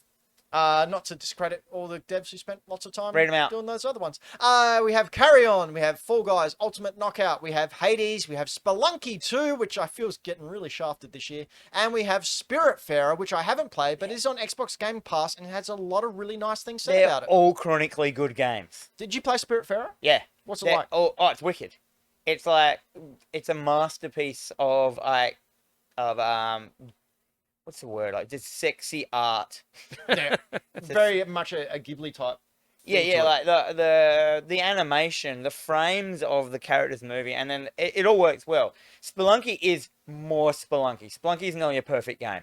Spelunky, I think, got given a bit of a hard deal this time round. Yeah, it went under the rug. Well, yeah, because it came out and then Hades came out the following week, and It's like Bloodborne. No, what is it? Titanfall 2? Overwatch. No, Overwatch, and what was the other one that came out at the same time? Oh, the one from the Borderlands devs. Yeah, that just got completely shadowed. Yep. Uh, It says a lot that we can't even remember the name. Yeah, Carrion was amazing, but it's very inaccessible to everyone. You have to be a horror fan to like it. It's very, like not. It's not for everyone. But what it does 100% perfectly. But it's not an everyone game, I don't think. no, and we spoke about Fall Guys that it came and it sort of went, sort of a flash in the pan type Fall deal. Guys was a blatant It was a fad. jab to create something to make fat cash. They wanted addiction, and you know what I mean. It Yeah. felt shameless. Yep. I think Hades will take it because I think Hades as well. I mean I've got a veiny rigid for Hades anyway. So. Whoa! Wow! that paints a hell of a picture. But yeah, but Spelunky too. Right, Spelunky is a perfect game. If you haven't played, Just writing down veiny rigid. it's my favorite. It's my D&D character. But yeah, it's a hard one because Spiritfarer is so good. But yeah, Hades to me is my. I'm actually calling that's gonna be my game. I haven't played any of these, but Hades with full games, stop. I'm going to go and find Hades purely because of the reviews that you've given it on the show. Dude, I played Hades more hours than any game this year. I'm Yeah. not allowing myself to buy Hades until I've finished some of my pile of shame. That's my a good call. reward. I've been shame piling since you guys got your PS5 because I've been like, I don't want to buy anything until I get a new. I can't actually buy anything. I willingly can't do it. I actually bought Cyberpunk today on PC, but but that's different because that's as good as a PlayStation. Brayden, what are 5. you thinking? I think it's a dead heat between Hades and Spelunky 2. Oh, really? I think hearing from reviewers, Oh yeah, like Spelunky's obviously crazy good. they all go crazy for Hades, but hearing about Spelunky 2 from reviewers, people people just say it is the perfect The game. problem with Spelunky is that it's a gamer's game. Yeah, No, that's very true. Like if Turkey Weekend Dad comes on and he's playing Spelunky, he's just not going to get it. He's going to wait. He's going to die in 4 seconds and go, oh, what's this game? Die another 4 seconds. Die another 4. He goes, I don't like that. Also, even to the point where Hades' story and characters are so good that Yeah. my girlfriend will watch me play Hades because we're invested in the characters. Yeah, even my wife looks at that game and like every now and then and looks over and just listens to the dialogue and stuff. Okay, so I think we're all decided Hades is Yep. probably going to Yeah, take it Fall out. Yep, Guys yep, yep. Fall Guys was a flash in the pan. Okay, coming up next, we have Best Ongoing Game. So we have Apex Legends, Destiny 2, Call of Duty Warzone, Fortnite, No Man's Sky, Fortnite. Fortnite. I reckon this is actually really hard though. If you really want to step Oh. back, because you got loves Fortnite, but think about those other games, what gargantuans they are, apart from the No Man's Sky. Like, Well, Fortnite has to win one because Fortnite support Keeley a lot. So but Sorry, I- I just read Townsend's comment. the LOL LOL Avengers. Avengers. Slow Avengers, yeah, it doesn't even make a cut. I'm going to go with Fortnite. Now, I don't play Fortnite, but I can't. You can't knock back the amount of support and constant stuff that comes out. Sorry, I've just got what Townsy was meaning. Avengers isn't on this list. Yeah, Yeah. right. Wow. Not at all. Yeah, Avengers didn't even get an invite. Avengers Yeah. was sitting at No home. Man's Sky's on there, but Avengers isn't. Dude, Destiny 2. Wow. That's rubbish. Yes. Holy crap. Is Well, it Destiny 2? Yeah. sorry, I'm saying Fortnite. You're saying Fortnite. Yeah, I'll say Fortnite. I'm gonna go. Nothing gets supported like Fortnite does. I reckon maybe Apex Legends. Yeah. That's a sick game. Right? Nah, Destiny 2. That people love that. Quick comment on everything. No Man's Sky I haven't heard anything about like recently. Call of Duty Warzone. They just had the next gen upgrade. Yeah, I know, but I haven't really heard anything Yeah, about have you heard of that. anyone that's played it? I played it. Yeah, How so did was I. No, you It know, was exactly more, the more of the same. Yeah, exactly. Third person. Like Call of Duty Warzone, I saw heaps of people playing a lot. Destiny 2, I've heard their most recent stuff has been iffy, but looks good for the future. Apex Legends was super big earlier in the year, but then has kind of dropped off. The only one I've heard the most about, especially most recently, is Fortnite. Yep. As recently as like 20 minutes ago when I was Yeah. talking about how good it is. Yeah. All right. So Fortnite, I think, is what we've decided on there. Done. Coming up next, we have Games for Impact. These are just games that make you have feels. I So don't think I've Spirit heard of Bearer. any of them. Yep. Oh, no. What are the other ones? I heard the complete Kentucky Road Zero was good. I've Yeah, not really heard there's enough. we can't comment on this. I've only played one of the games. Yeah, I don't want to think it's play fair. You Found. I've heard of one of I them. don't like games that make me feel. See, I do. That's why we're I different. prefer to be just a rock hard man. Oh, here we go. Best performance. All right. The nominees are Ashley Johnson as Ellie in Last of Us Part 2, Laura Bailey as Abby for The Last of Us Part 2, Daisuke Suji. sorry, I couldn't read it, as Jin Sakai in Ghost of Tsushima, Logan Cunningham as Hades, and I think every other voice in that game. And Braden, can you pronounce Miles' actor's name, please? Naji Jeddah. I Thank can't you. For Spider-Man Miles Morales. Okay, No, Braden, the Hades act, it's not that good. Braden, let's start with you this time round. Who do you pick here? This is incredibly tough because I owned Brayden, I Three wanna of say, the Brayden, four you know you can games. just click yourself on in the little webcam, like probably will I still. can't in this screen. No, you can just do it manually in OBS, and I go. Anyway, it's fine. Ah. No, because I made this as a new screen. It's fine. I own 3 of these games, but I've only played one of them. And that one is Hades, but I'm not sure how I feel about the performance of Hades as a character because I haven't heard a lot from them yet. From everything that I have seen, it's either between Laura Bailey or Naji Jeddah. I completely agree. I agree as well on that So one. Ashley Johnson's also really good in that game. Yes. Oh, not to shit on Ashley Johnson. Ashley Johnson is amazing. I personally would like to see Ashley Johnson take it, just because Laura Bailey's won this award so many times. Yeah, that is true. Actually, But she is won it really last time. good. I What just did she think win it for last time? That game that she was in. I'm looking it up. Good. What do you think, Floppy? So I played 3 of them. I haven't played Hades yet.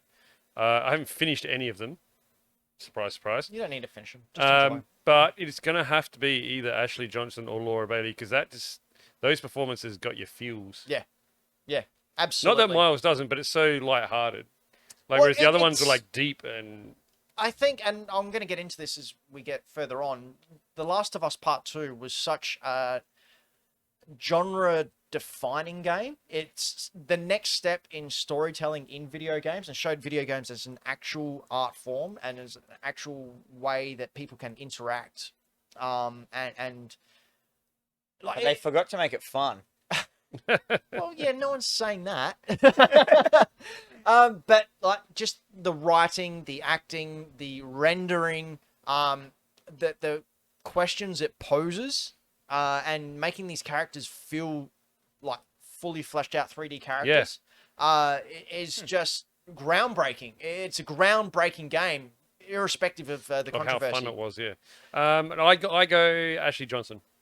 I'm also going to go Ashley Johnson because that's who I want to see. Me too. I think Laura Bailey will get it, but Correct. Ashley Johnson. Yep. That's my vote. Did you pick someone, Dan? No, not yet. Hades won't win it. Jin Sakai's was the weakest character in Ghost of Tsushima. Yep.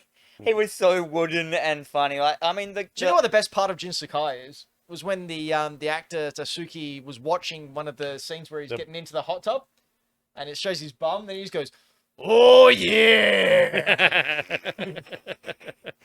Loves his There's a own way bum. better voice acting characters in that game than that. The side quest characters were way better. Braden, you got an answer for us? So I was just having a quick look through the history of it. Surprisingly, Laura Bailey has been nominated for a lot of them, but hasn't actually won any Really? at the Game Awards. Oh, she's got it then. She's been nominated like multiple times each year. Okay, this is What was the definitely last one hers. she was nominated for? Last one was, I think, last year for oh god, what was it? I don't have it open anymore, but she was nominated like last year or the year before. Yeah, no, I think she's got it then. Yeah, it would be a shame for Ashley to not win it, but I think Laura Bailey has it. I'd just like to point out Townsy's comment in the comments. DiCaprio. She's the DiCaprio of games. Yeah, I mean, even Nolan North won it earlier. All right, let's go to the next category, which is Best Audio Design. So now we're getting into these ones that we don't really need to talk about. But the nominees are Doom Eternal, Half-Life Alyx, Ghost of Tsushima, Resident Evil 3, and The Last of Us Part 2. Best Audio Design... Doom, because it just had a metal soundtrack. Doom. What do you Yeah, think? They actually I'll go with Doom for the same thing. Doom. It was loud, it was fun, it had it metal. crafted, like, all the rest have just gone for stereotypical good gaming soundtracks, where Doom went, let's do a cool, like, Metal genre vibe. Like, let's get a band in of metal dudes and then have an argument with them. Braden? I think if we're basing it off the soundtrack like that, then yeah, Doom. So, But it's Otherwise, not. I'm going- It's audio it's design. audio design, so I'm going to actually go Resident Evil 3 because that added to that atmosphere Actually, so much. yeah, I'll change that because that atmosphere on that, and especially if you have really good sound, that thing was terrifying. Yep. Yeah, a lot of I that was reckon, due to the sound. So Ghost of Tsushima was okay. Yeah, but it was nothing special. lot of Half-Life wind. Alyx is, I mean, that had all that like 3D cool sound and stuff. Does not like, you know. I reckon Res 3 had the most atmospheric sound design of Yeah. like Yeah, if it and was- intricate and like layered sounds that like felt like they were in a 3D space. What's that? Yeah, if it was soundtrack, definitely Doom. Triple Indie in the comments saying they made a whole new sound design for Resident Evil 2. Resident Evil 3, but only because it piggybacked off Resident Evil 2. Well, yeah, that's fine. We You're should allowed have to do won. that. Next category is Best Score and Music. Once again, Doom Eternal, Final Fantasy VII Remake, Hades, Ori and the Will and the Wisps, or The Last of Us Part 2. I'm Doom. going with Doom for this one. Doom. Yeah, this is what we were talking about before. Doom, Yep. punchy and suited it perfectly. Braden? Doom, but I think Hades and Last of Us Part 2 are very close second. That is true. But Doom's soundtrack was almost a character in Yeah, the game. Yeah, Like I it agree. was like it wicked. transcended just being part of the game. Yeah. Very true. Next category is... God, it's just the same over and Yeah, over this is again. why I chopped it down. Best Art Direction, Final Fantasy VII, Ghost of Tsushima, Hades, Ori the Will of Wisps, Last of Us Part 2. Let's just rattle them off. I'll go Ghost of Tsushima because I'm biased. Floppy? I mean, the best art I'm going to direction go is Ori and the Will of the Yeah. Wisps. Yeah. That looked amazing. They're Look at that beautiful. little hands there. There we go, done. All right, cool. Ori. Best Narrative, 13 Sentinels, Final Fantasy VII Remake, Ghost of Tsushima, Hades, Last of Us Part 2, Last of Us Part 2. Yeah, Yep. it's a story. Yep, it's a fully fleshed out and realised story and I mean, made you I actually didn't think. mind Ghost of Tsushima. But it's your classic revenge tale, It whereas... was yeah, but like the end, there. Don't- You can't say I'm classic not going to revenge say tale. nothing good happens in Ghost of Tsushima. Have you noticed it? Nothing good happens in Last of Us Part 2. I never finished it, so I assume it's fine. I assume that they just all go for ice cream. That's right, you yeah. haven't finished it yet either, have you? Okay, What's Last of the Us Part first 2. game? Last of Us wins. Yep. Next we have Best Game Directions, the same ones before. same one. Last of Us Part 2. Next. Game of the Year. Jeez, that was anticlimactic. Okay. All right, here we go, the big one. The nominees for Game of the Year for the 2020 Video Should Game be called Awards. Sales. We have Doom Eternal, which I don't think has a chance. Final Fantasy VII Remake, Ghost of Tsushima, Hades, Animal Crossing New Horizons, and The Last of Us Part 2. So for the first up, I'm going to go with Braden. Oh, me. In the chat, I want you chat people to yell at just say who you think as well. Well, there's a lot of opinions coming out in the chat. Let's but go with the positive ones. Yeah, I think personally, I think it's between the three on the right side of the screen. So that's Hades, Animal Crossing New Horizon, and The Last of Us Part 2. Yeah, I think it's between those three. But then I think we narrow in a little bit to Hades and Animal Crossing. For me personally, I'm thinking Hades. Okay. I reckon every one of us has a personal mine's Hades. So, all right, we're going to go... We did personal last Yeah, show. but I but- just think I think it's the best game there. Okay. So we're doing personal and then go what we actually think is going to win? Yeah, I don't know now. I mean, my personal isn't there. Because it's not going to win. But in my opinion, Well, no, it Doom's could not be. going to win. No. They're never going to pick Doom as game of the year. They're not going to. What do you think is going to take it out, in all honesty? Ghost of Tsushima. Ghost of Tsushima? Braden, you sticking with Hades? I'm sticking with Hades. Floppy? I personally would love to see Doom get it because I think it was Yeah, so the would I. best representation of I'm what going it back was to supposed Hades. to be. I'm going back to Hades. So, think it was the Game of most- the Year... But I'll just read the description of what Yeah. Game of the Year is, just so we're all clear. It recognizes a game that delivers the absolute best experience across all creative and technical fields. Absolute best. so that I think out of those, Shit, Doom did that. Doom was probably the most Yeah. polished game. Doom did But every part. I of know that it's not going to win. Yeah, I think if the game came out, it was not broken. It was perfect for what it did. So the what do chat you... says that you're just devastated that Fast and Furious Crossroads. isn't there. Devastated or no? Totally You're just like, devastated. where's Jumanji? That was Floppy? a piece of rubbish. Yes. What do you think is going to win? What I think is going to win. Oh man, it's so hard. There's two that I'm tossing up between. I'm actually tossing up between Animal Crossing. Yep. And something. I don't think that Animal Crossing does the best of every part of a game. It Neither did do I. I one think part. Doom does it. It did one thing that was the best, and then every other part of it was non-existent. But the other thing is, it did that one thing, and it did it really, really well. Yeah, but it says like the best of every part of a game. Yeah. So I think But it's also the best of what they were Best going music. for. No, but but best what they were going for within the confines of that game or genre. Yeah, It so has there the is no best game It does that- have the best music, the best graphics, the best gameplay. That's I it. think on the Nintendo Switch and those types of family games, Definitely it doesn't have clearly the was the best. graphics. I think of all the family But games, it clearly has all those Best is subjective, qualities. Absolutely, it is. Which is Hades why we're was voting. on Switch. Yeah, but I think Animal Crossing just nailed what they were going for a lot more. That community feel. I think Animal Crossing's get it. I don't want it to, but I think it will. Okay, so last show, you can go back and watch it now on youtube.com/Hack The Dino, or you can listen to it on all podcast services where we discussed our personal picks for games of the year. I chose Animal Crossing then, and now I am choosing The Last of Us Part 2. Wow. Because you take away all of the controversy that went with people who weren't happy about the storyline. Idiots. Basically, yeah, Brad. Thank you. This storyline, without giving spoilers, I've said it before, it introduced you to another perspective, another point of view. It took you out of the comfort zone of, that's the good guy, that's the bad guy. They did something bad, and it's just bad, so we have to kill them. That's gone now. You are now seeing that, just like in the real world, there's grey. Everyone has a backstory, and you actually have to think about other people and what circumstances led up to them taking that action. This is a new kind of game. This is a new kind of genre-defining experience. It's not just something you sit down and go doop-a-doop-a-doop-a-doop, kill the bad guys. It's something that you invest in, that you feel, and a lot of people didn't like what the game did because it made them feel things and then question those feelings. So Michael Towns in the chat says, Last of Us Part 2 is what Kojima wants to make, but he lets loose too much. And that's, yeah, that's fair. Mate, fair. wonder what Last of Us Part 2 would have been like if he just got to make it. Oh, Just a babies. lot of walking. Just babies everywhere. So yeah, I actually think Last of Us Part 2 is going to get, and what's more, I think Last of Us Part 2 is 100% deserving of it. Yeah, I think it'll win as well. Now that you've gone through it. Also, if you want to break it down, it had the best graphics. It had the best soundtrack. You can't say it had the best graphics. Best great. performance. It had the best performance. Yeah, it had. I mean, it's up there with unbelievably good graphics. Yep, I agree. It had the most triangles.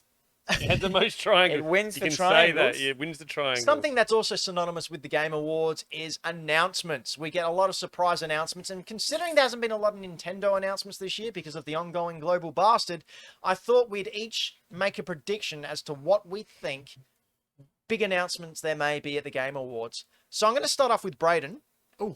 Yo. What do you think the announcement at the Game Awards will be? So, Bring yourself in, Braden. I can do that now. Hi. Don't talk shit about my shirt. So Make you seem dumb. for my Game Awards prediction, let me find it here. My hit prediction, because I Oh, here we am go, Braden. Come as you are. Let's go. willing to bet this is what's going to happen. The star of the Resident Evil films, Mila Jovovich, will appear in some manner to advertise the new Monster Hunter movie on Boxing Day. Well, that's a good one. Let's go, yeah. Well, that'll easily happen because it's all done digitally this year. and they don't have to fly anyone Even anywhere. more so. And they've And announced Gal Gadot and Brie Larson as hosts. And So- Tom Holland. And Tom Holland. So there you go. That trailer has nothing to do with Monster Hunter. Oh, not at all. But No. she will be there. You've seen her Resident Evil films, Alright, films right? Is it me next? We'll go floppy Who's next. next? Oh, Okay, so now I need you to correct me if I'm wrong on something at the moment. All right, I can do that. Do anyway, even if I didn't ask. Yeah. I'm pretty sure there has only been one new Mario game on Switch that's not a port or Correct. a remake of another one. Am I right? Yep. Which was Super Mario Odyssey. No. No? No. Mario 35. What? That doesn't count. Yes, it does. That's a Oh, new game. Yeah, but we played it That's on a new PC game on the- no. earlier in the year. No, we Mario didn't. what? Mario 35. I'm talking about the act, not the one the fan made one. Yeah. Mario Party?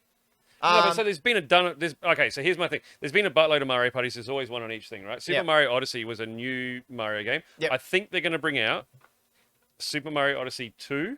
bring out or announce or like. Well, I define think they're going to announce They'll that it's talk. happening. They're going to talk. They're going to announce Super Mario Odyssey 2, and it's going to have as a playable character. Tractor. Yep, playable tractor, Green Mario. Oh, it's a green Mario. It's a Green Mario. It's a me, green Instead of Mario. maybe just a hat. All right, Dan, what's your Well, prediction? my original one is that we've talked about what we were just talking about. It kind of makes it stupid. I originally was just going to say my prediction is an indie game is going to win Game of the Year. Mhm. Which is still very possible. Yeah, which is very Yes, but absolutely. I feel that we've just talked about that. So I'm going to change mine to a very controversial. I think that they will announce Cyberpunk to be on Game Pass. Ooh. I know, because originally earlier in the year, Project Red is like, no, in July or whatever, they announced that it'll never be on Game Pass. But we all know that none of that shit sticks. Like, that suddenly they'll say, yeah, this is, Night Trap's never going to be on Nintendo. And what happens like 45 years later? That's right. We only have to wait 45 years. So yeah, my thing is like, yeah, imagine they got that. Imagine that. All right, here we go. Mine's based on a little bit of rumors and research. Mine's And not. I couldn't, just like Jeff Me Keighley, either. I couldn't let a Game Awards go past without our Lord and Savior, Hideo Kojima, making an appearance. That's true. He wouldn't be there otherwise. So, ladies and gentlemen, my prediction for the 2020 surprise at the Game Awards, based on lots of rumors and hearsay, Kojima will come out to announce the new Silent Hill remake done by him and Sony. That'd be a dream day. If they did that, I'd love that. There I he like, is. Oh, I like in God. the chat someone said they're going to announce Cyberpunk's not coming out. Yeah, I was going to mention that Because it's too. supposed to release on the same day. Yeah, and yeah, Spagoogly dude. Yeah. That was a good one. That was funny. Brayden, do you know who else likes Kojima? Who else likes Kojima? Well, Braden does. The fine people who support this podcast.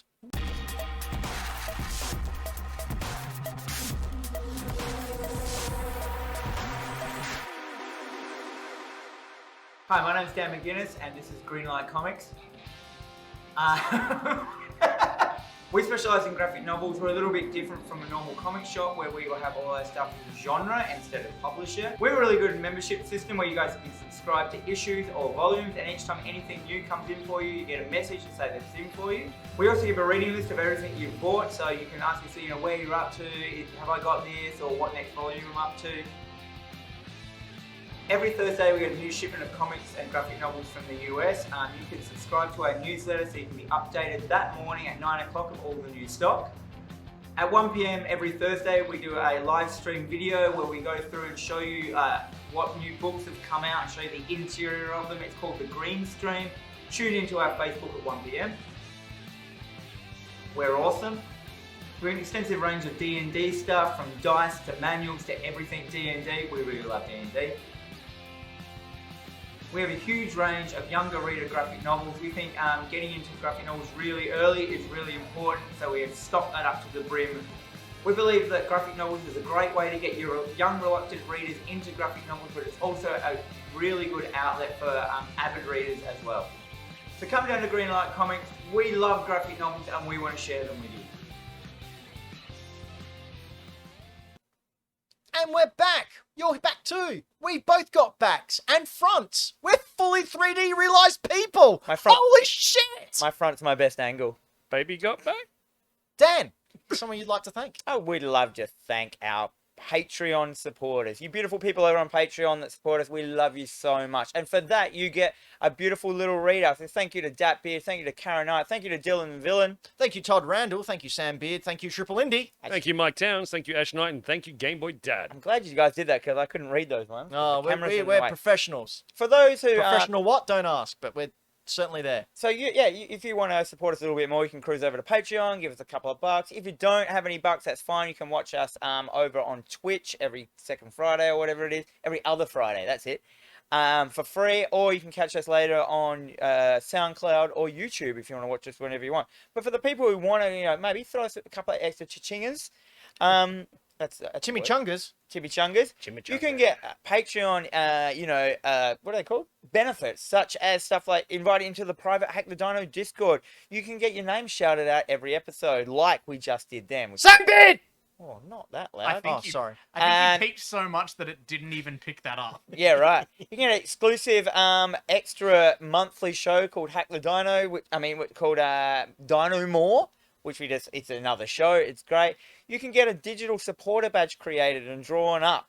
You can, and a whole bunch of other stuff as well. So head over to Patreon and go over there and support us for, you can get unlimited. Don't say that. No, that's not a thing. Nice. Michael Damn it, Towns. That is why you have to read sentences in the chat before Mike you Towns, say them ban out yourself. Hashtag cancel Mike Towns. loud. Mike Towns, you're on timeout. In the corner. And that's it for Patreon. We But love you. Ba-da-ba-ba-dum bump. Bomb. That was anticlimactic, Bum, but this isn't bum, anticlimactic. It is footage from inside the official Super Mario World theme park in Japan, which now has an opening date of February 4th, 2021. And would you look at this beautiful beast of a beast? There was so much stuff moving in that last shot, It is ridiculous how much it actually looks like a video game. Yeah. It looks fantastic, and you can actually, this is the, I think the entrance to the Mario Kart ride, or the Mario Kart roller coaster. That's a life-size Bowser statue in Bowser's castle. Life size, like he's actually real. Yeah, like he's going to eat your face. Well, if Mario's real, that's about how big he'd be. Absolutely. Well, Mario's only like 4'3" in real life. So I am extremely excited about this and can't wait not to go for 3 years because of the ongoing global bastard. And they show these trophies in this video way too much. They go through every single trophy. Don't you 3 think you're years. a Think bit- of how much more just a stuff there'll little be to bit. do. Just skip Oh through. my god, 30 seconds has passed. That's still going. Is that the note from Princess? Yeah, sure. All the details look amazing. Yeah, the this place looks itself would be overwhelming. It's also very VR intensive. There was some photos that came out as well, and you get a Mario hat that has AR, augmented reality glasses over Yeah. it as way. well. And you wear the hat around with these augmented reality glasses as you go through the theme park. It also has, because of the global pandemic, a face shield over it as well. So you look like riot police? Yeah, basically. I went to when I was in Japan, I went to a live action Naruto musical. and you got those AR glasses when you went in, if you were like a whitey like me, and it had subtitles. It played like, so there were just the subtitles floating in front of you of what the characters were saying. That's actually pretty cool. Yeah, it was crazy. I was like, this works really well. Like it's like watching an anime. Now I believe Japan is. Oh, there you there go. they- You see on the screen now the AR glasses with the hat that That get is to wear. so cool. Oh yeah, it's really really cool. I believe Japan is opening up their borders sometime in April, or at least hope to. Oh, really? Yeah. Well, they still want to hold the Olympics next year. I That want was to go supposed in be this year. 2022. Yeah. So plans are so far this year that I'm going to be going back in 2022. I hope, all things considered. I think Floppy's coming along. Are you gonna go there? We're going to start a GoFundMe page. Oh yeah, I'm going to go there. You bet your butt I'm going to go there. Going to Yeah. get King Kaiju to come along as well. We're If going we to get enough rock this. Patreons, I'll go. Sweet. There you go, Patreons. If you want Brayden to come on a world exclusive If trip, I come, it gets filmed really nicely.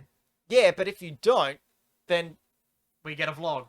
yeah, if that. Because last time I tried to do that, I got yelled at We by get a Japanese shop sellers We get a for GeoCities. filming their stuff without asking. We'll update our MySpace. Do you know who else is going to update their MySpace? A couple of indie devs who have decided to remake The Legend of Zelda, Face of Evil, and Wand of Gamelon. Yeah. I don't know what this is. Okay, so these were originally developed for the CDI, the Panasonic CDI console. Basically, Yeah. Panasonic got the rights to Zelda and made their own Zelda games with animated cutscenes in between it, and they are god-awful. The controls are like really, really bad. It is considered the worst Legend of Zelda games in the entire series, thanks to frustrating gameplay and unintentionally terrifying animated cutscenes, which eventually became bizarre memes. One of which I referenced in, I think, you remember that stupid video I did on YouTube with the reveal of the Xbox Series X, the first Australian reveal of the Xbox Yeah. Series X, and it was just me trolling. I put one of those memes in there. Okay. It's like a Dragon's Lair kind of. Oh dear. Oh, good. That's a good thing to happen. I'm hunting it down. I'm finding Thank it. you. So it was from he might have got a cease and desist. Yeah. Oh, damn. His name was Dopley, if that helps, Braden. Doppler. So Dopley did he was- make a better version of the game? Yeah, so Yeah, he's Nintendo gone hate in that stuff. and he's completely remade the controls and the buttons. It features it did feature a widescreen mode, remastered gameplay to make the experience less aggravating, subtitles, upgraded sprites, and unlockables. And the whole hope here was that if Nintendo did issue a cease and desist, it would be the first time they actually acknowledged these games' existence. So we can see on the screen here the Oh, that's loading terrible. screen for Faces of Evil. Incidentally, these games now, to buy them, you're looking at $300 to $400. Of course they are, because they're terrible. Yeah. So, is this the remastered one? Look at it. No, this is the... Original? Oh man, it's like an old King's Quest game. yeah, I think this is the original. Yes, this is totally the original. Is it done in like Microsoft Paint? It looks like it, doesn't it? No, these came out in the 90s, remember? Apparently the chat says it was the cutscenes were outsourced to a Russian studio. Yeah, they're really bad. So we don't have any footage. It's been stripped from the net already. The new version. It has. Oh, no, here we go. So this is the gameplay here. Again, to look at it, it doesn't look that bad. It's kind of interesting, kind of like Zelda 2. But the controls were just abysmal. And I don't know if you've seen the CDI controller. That thing was No. a pain in the butt to hold as well. And it being CD technology, the loading times were ridiculous. I will own these games one day when I have stupid amounts of money. Separately to that, Zelda CDI Reanimated is something on Twitter where a group of 200 artists have come together to recreate all the cutscenes from the game. So they each had a section of a cutscene and they've added their own animations to over the top of it. So on the left-hand side, we can see the different artists with their credits, and on the right, we can see Minecraft. on the right we can see the original footage.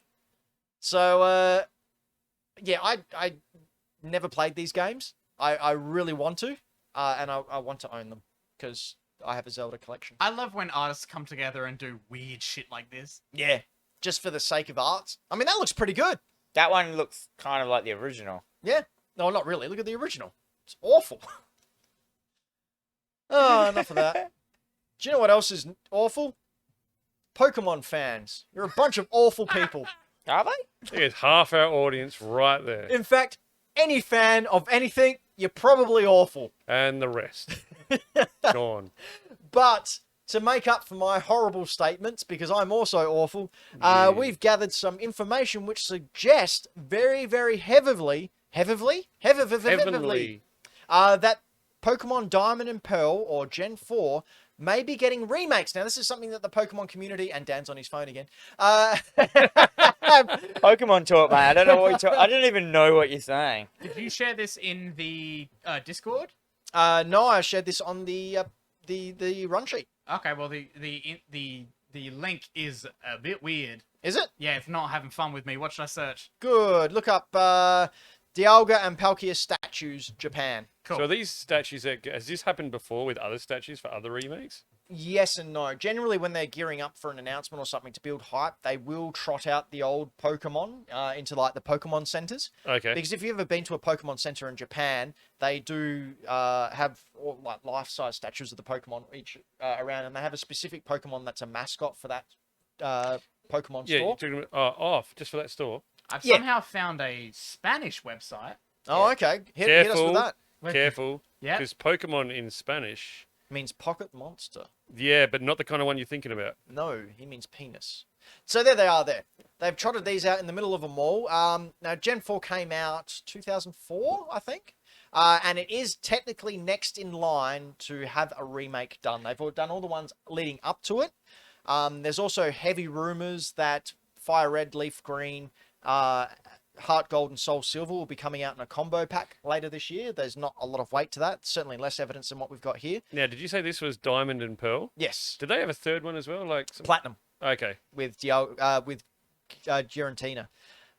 So backing up this, we have no Sinnoh or very little Sinnoh Pokemon, which is where Gen 4 takes place, in Sword and Shield. So remember before we were talking about the Pokédex before the show, we were talking about the Dexit and people just being very, very butthurt that all 800 odd Pokemon weren't in there. Too because many. who would have thought that there'd be limitations on a physical media?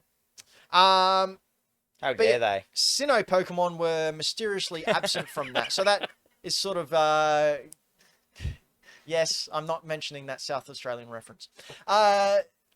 Seems to be what it's going towards. And then, of course, the biggest bit of evidence that came out over the Thanksgiving Day parade weekend, Nintendo and the Pokemon Company announced that they were going to have a big reveal during this parade. And they revealed a logo for the 25th anniversary, which is next year, which is basically your Pikachu head, the ears and the round cheeks. And instead of where his red sacks are for his electricity discharge, as I thought now that was just his happiness. it's Oh, 2 cheeks. and a 5, so 25.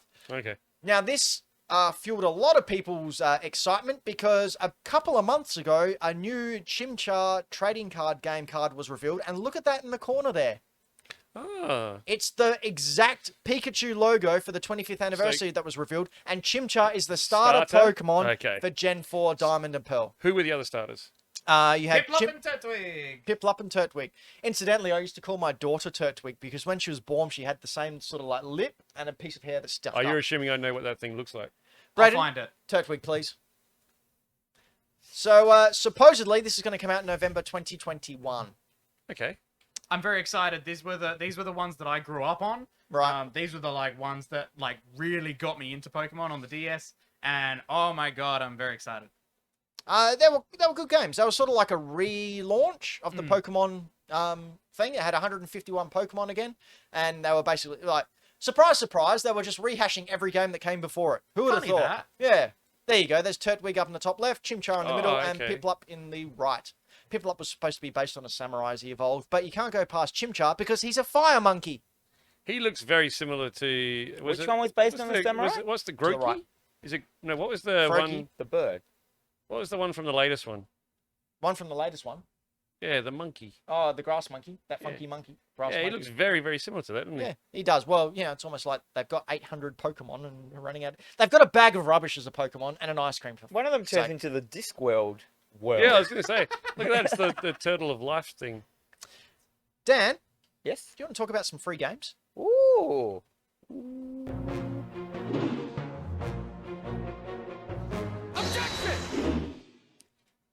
No, I apologise, Braden. I didn't get you any links.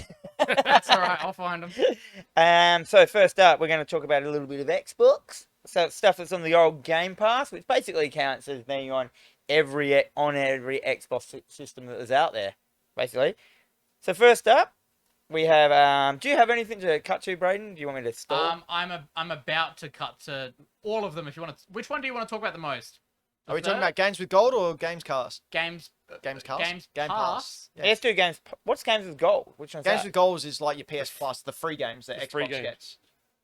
Xbox Oh, Live I didn't even know there was that. Yeah. That's right. We can do I the thought that Games was- Pass ones. I've got them here. Just do. I don't. Do the first one, the biggest one, the big announcement for it. You bring them up, Braden. I'll just say what they are Yep. as you bring them up. Well, give me a sec because it's going to take me a minute. Okay, so Ben didn't listen. I don't know what no. they are. Oh, hang on, I'll bring it up here, like the actual person that I am. Take over, Ben. All right, I would, but it appears my page is missing as well. Cyberpunk. Incredible stuff. First up, we've got Control. Yep. The Xbox Series X is our very first. What? How? That was an ad. How did that even start playing? Don't worry about it, Braden. It didn't happen. Keep Oh, your but thing. What are you yours. talking about? It opened at the same time as mine. That's why I'm scared. Because I put up the same website at the same time. It's Control on there. Control. Control was there. So Control. coming free to Games Pass. You loved Controller. I know. Yeah. Oh, Control. I didn't realize this was coming. Actually, I did realize this was coming to Game Pass, which annoys me because I paid for it.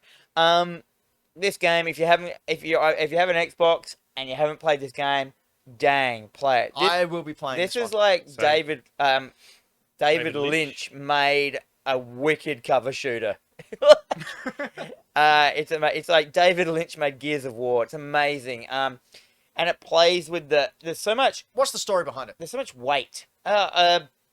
What do you do? Explain it. Well, Paint a it's- picture for the You podcast asked me people. to explain a David Lynch story. Federal government agency. Yeah, basically you just rock up to this government agency to take them down, and the day you rock up there, they go, "Oh, you're the new director," and they're Cool. like, "Okay," and you go into this building, and there's like all these cursed objects. It's really hard to explain.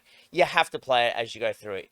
You basically you start acquiring power, telekinesis powers, and all sorts of stuff like that as you go through. Everything looks beautiful in this game. The amount of destruction.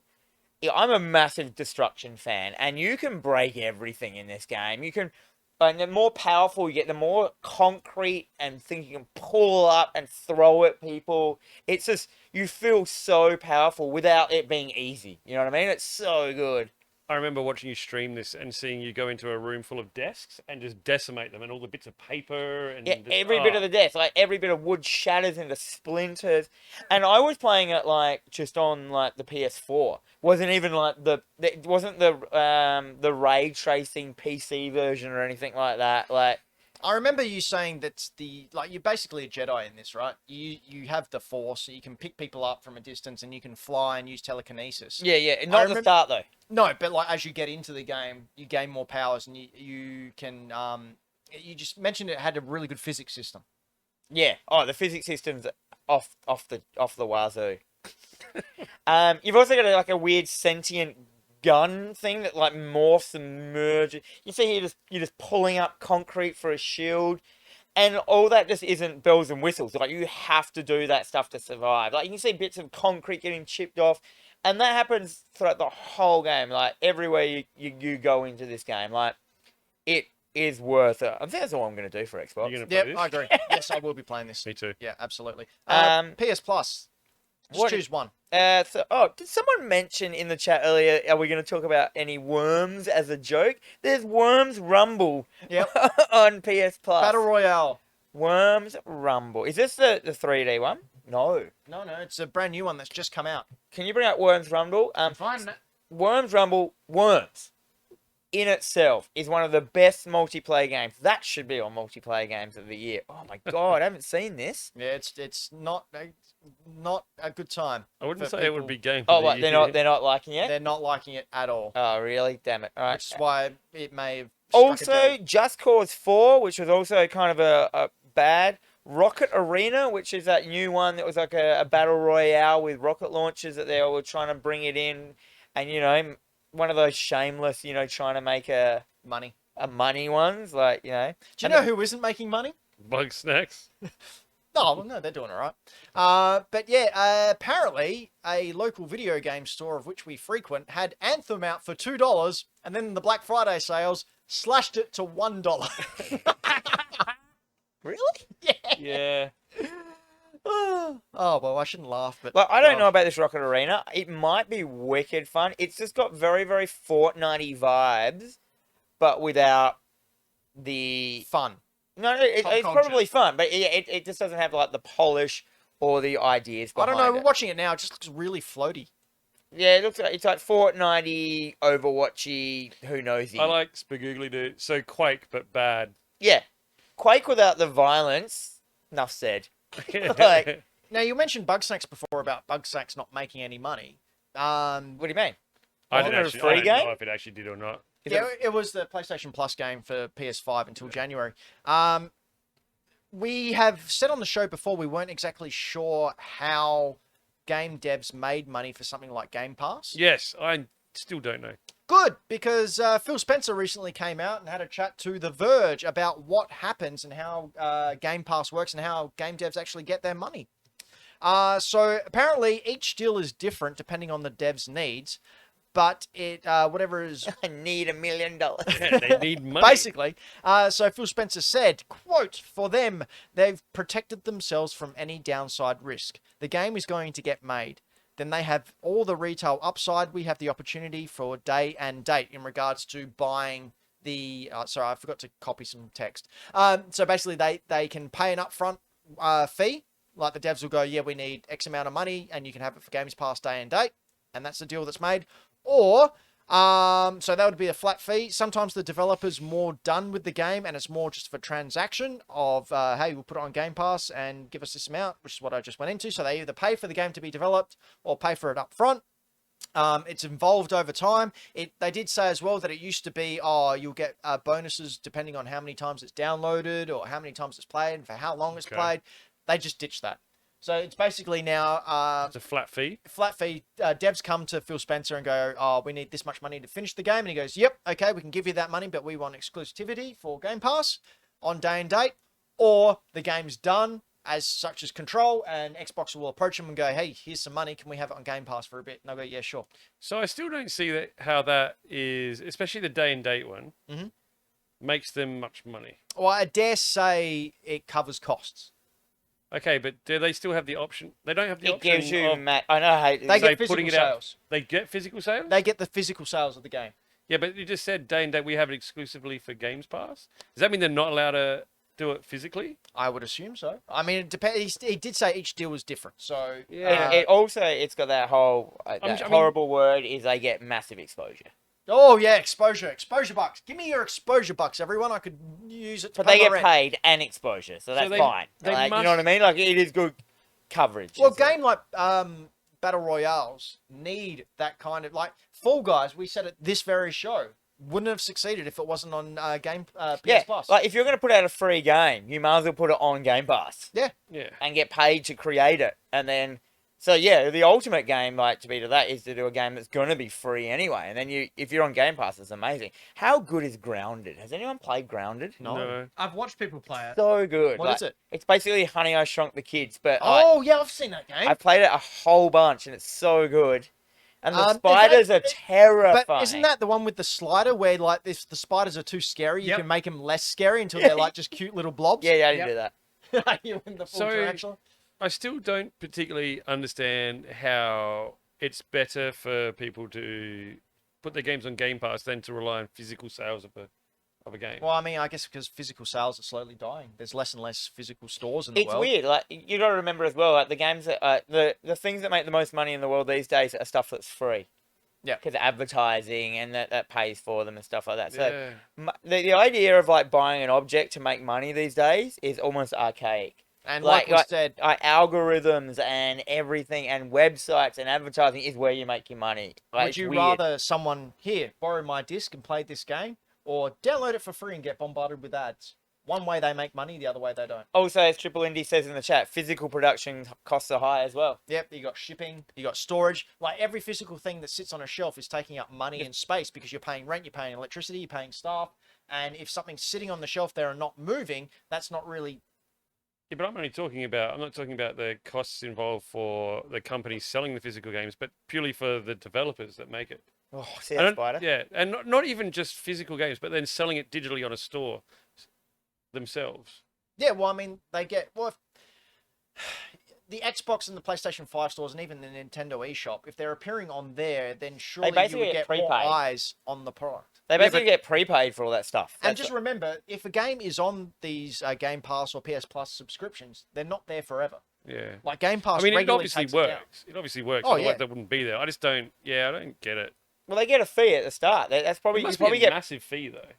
Well, they don't deal in bloody pancakes. Yeah, well, I mean, as I said, it like Fortnite does. people. It depends on the devs who want it, and as Phil Spencer said, they can do things like just pay all the development costs, Yeah. and that makes sure the devs get paid and make sure they have jobs. And because... if your development costs aren't there, that's so much money you save, eh? Like creating a I game. mean, Yeah. assume. physical cost. The cost of making a physical game now must be a pittance. Do you know what is a really physical game? Dan versus the world. Soccer. The world. Oh, Mike's. I made a really good joke then. You missed out on it. But, ladies and gentlemen, this is Dan versus the world. Dan's putting on his glasses. Floppy's already got his put on because we're about to play the grand finale for is the it? year to take all the biscuits as well as the trophy of infinite awesome. No. This thing has been in front of me all episode. That's right, ladies and gentlemen. Dan versus the world, in which Dan, representing Dan, takes on the world, represented by Floppy and Brayden. I have 4 songs from video games past, present, or future. I will play the first 5 seconds of the first song. Dan will guess first, and then the world, and they'll go back and forth, asking questions up to 5. After the 5th question, they then have an opportunity to try and guess which game that music came from. I'm not cheating on my phone. I'm looking at my pre-written questions. I'm trying to see them with my eyes. They can try and guess before, but if they do and get it wrong, the point automatically goes to the other side. Leading into this grand finale, we have Dan in the lead and the reigning, defending, supreme winner of Dan versus the World, Dan McGuinness. What does the trophy say on it? Like what year? I never updated it. 2017. Winner. And the challengers, weighing in at a combined weight of 420 pounds. 420 billion. It's the world. Standing at 6'3" and, I don't know, 5'11". Yeah, nailed it. They are the team of Brayden Dixon and Floppy Xbox Starrick. I What don't know was what that? I wish we had some like visual effect there where like a puff of smoke came up and you disappeared, but post production. yeah, All put right. it in post. No more yelling. Are we ready? Are we ready to play Dan versus the World for the final time? Are Question. you going to this play an year? Xbox out again? Probably. Here we go. Is it going to work? Song number 1.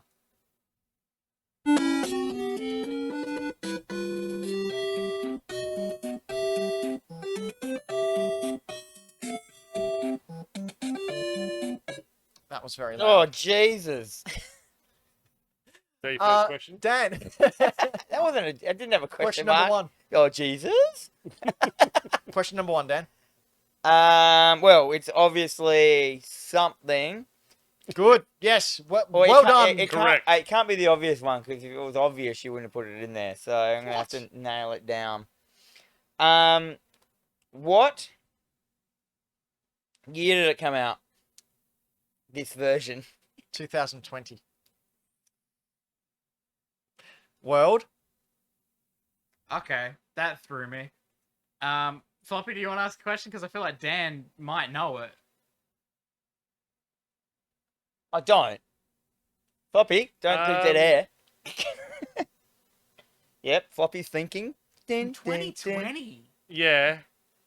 That's thrown me so much. I'm just gonna guess. Do you collect stars in it? You can collect a star in it, yes. A star. Dan, question number 2. Is it? This is me, Rogan. Like I don't know if I'm gonna get this. I'm Seth Rogen. Well, then they obviously don't know, so why don't you try and nub No, it out because a they bit more? might guess, and then it'll be fucked. But if they guess, and if you guess and it's wrong, they get the point anyway. I don't care. I just want to guess to see if make me seem like. This is the trophy, man. You can win it 2 years in a row. No, I don't care. Guess Is then. it? Is it Super Mario Brothers Game and Watch? No. Good guess, though. Very good guess. I Oh. almost did that one. It's Mario 35. What's Mario Okay. 35? That's the Battle Royale game on the Switch. Oh man. I do not know why, but for some reason it triggered a synapse in my brain that went, "Is this Granny's Garden?" Oh man, I wish it was Granny's Garden. I should don't have done know Granny's why. I Garden. can't believe it wasn't that. Like, I wouldn't have got that because I couldn't remember what that game was called. Okay, Oh, wow. so that's the world on 43. Dan's on 44. Oh boy. Okay, here we go. I have no idea how loud this is going to be. Song number 2. It's gonna hide. Not loud at all. I know it. Sorry. I know it. I can't even hear it.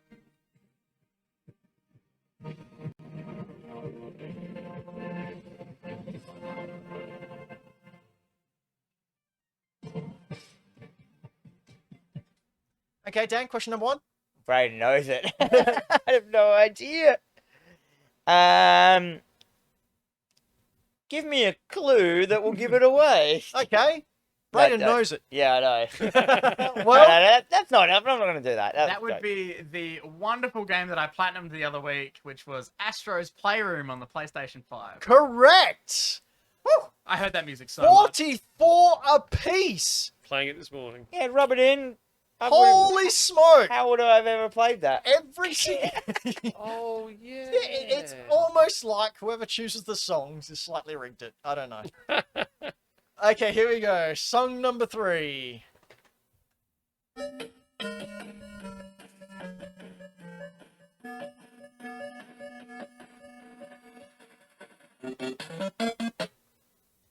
Oh, Dan, okay. question number 1. Oh man. Oh no. I can't ask what console it's on. What genre game is this? Platformer, I believe. I mean, Floppy, you No, not a platformer, like top-down thing. you would have existed when this came out. Yeah, but it was out in a couple of things. Yeah, It was I out know. on so that's the hard everything. part. Everything had a version of this game. Everything had a version. What? Oh, okay. I've got a cheeky one that think you're might okay. not give it away. Who knows? We'll see. What generation of a console was it on? Ooh, good question. What? You can answer that. No, so for its specific brand, whether that be Nintendo, Sega, Oh, whatever, its specific brand, not the actual generation. not the actual. No, yeah. generation. Ah. The For generation the of that brand- brand of console. That console came out. What generation was it? Are we talking about Japan exclusives as well? Oh, far out. Nah, here. No, you want to get technical? We'll get technical. It's a Western IP. Well, now you want to get technical. All right, fine. Second, third. I don't understand what that means. Third. What you I guys are just talking think about. I understand what it Third. means. Third generation console of what it's on. Mhm. Of the console series brand that it's on. This is tough. All right. Wait, let me think. 1, 2, 3. What? I'm just gonna ask the big question because I can't think. What company? What console? Master System. Floppy? Go for it, Raiden. No, because Because I'm so terrified I'm going to get... There's a specific thing in the name that I'm going to get wrong. exactly. I don't know that specific thing. There is a specific thing in the name. And now Dan knows it. I don't know that because I didn't exist. I hate to play that card. I wasn't alive. Yeah, you old piece of shit. What? Have you got anything? Is it my shot? No, it's floppies. No, I don't want to do it. Well, let Brayden do it. Was a green guy in it? Yeah, there's Is a that green, your question? yeah, there's a green dude in it.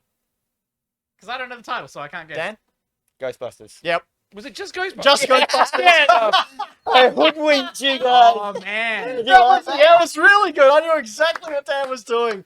He was playing you like a fiddle. It was fantastic. That's well done. That is Oh well man, done. he deserves that point. I Yeah. knew that, and then I was like, no, there's got to be something. Nah, I'm going to lose it, and he's going to get it. And because it's got like a Ghostbusters something in the title. Well done. Oh, man. Oh, so I thought Dan, I thought I stuffed it so hard when you said Masters. Oh, they're just going to say the word. And then you're like, oh, but it's got a it name. can't be. I'm like, I'm yeah, like- it fully does. I'm like, oh, it's Ghostbusters. I just don't know which system it is. And I'm thinking, then, why does this matter? If Like, that solidifies you the win, that's well deserved. well, we Yeah. got one more song. That's an Did you do that? Like you planned? You knew. Yeah, what you yeah, I did? definitely planned that. Okay, here we go. Dan on 45, the world on 44. We've got one more song. I wish we didn't. All right, here we go.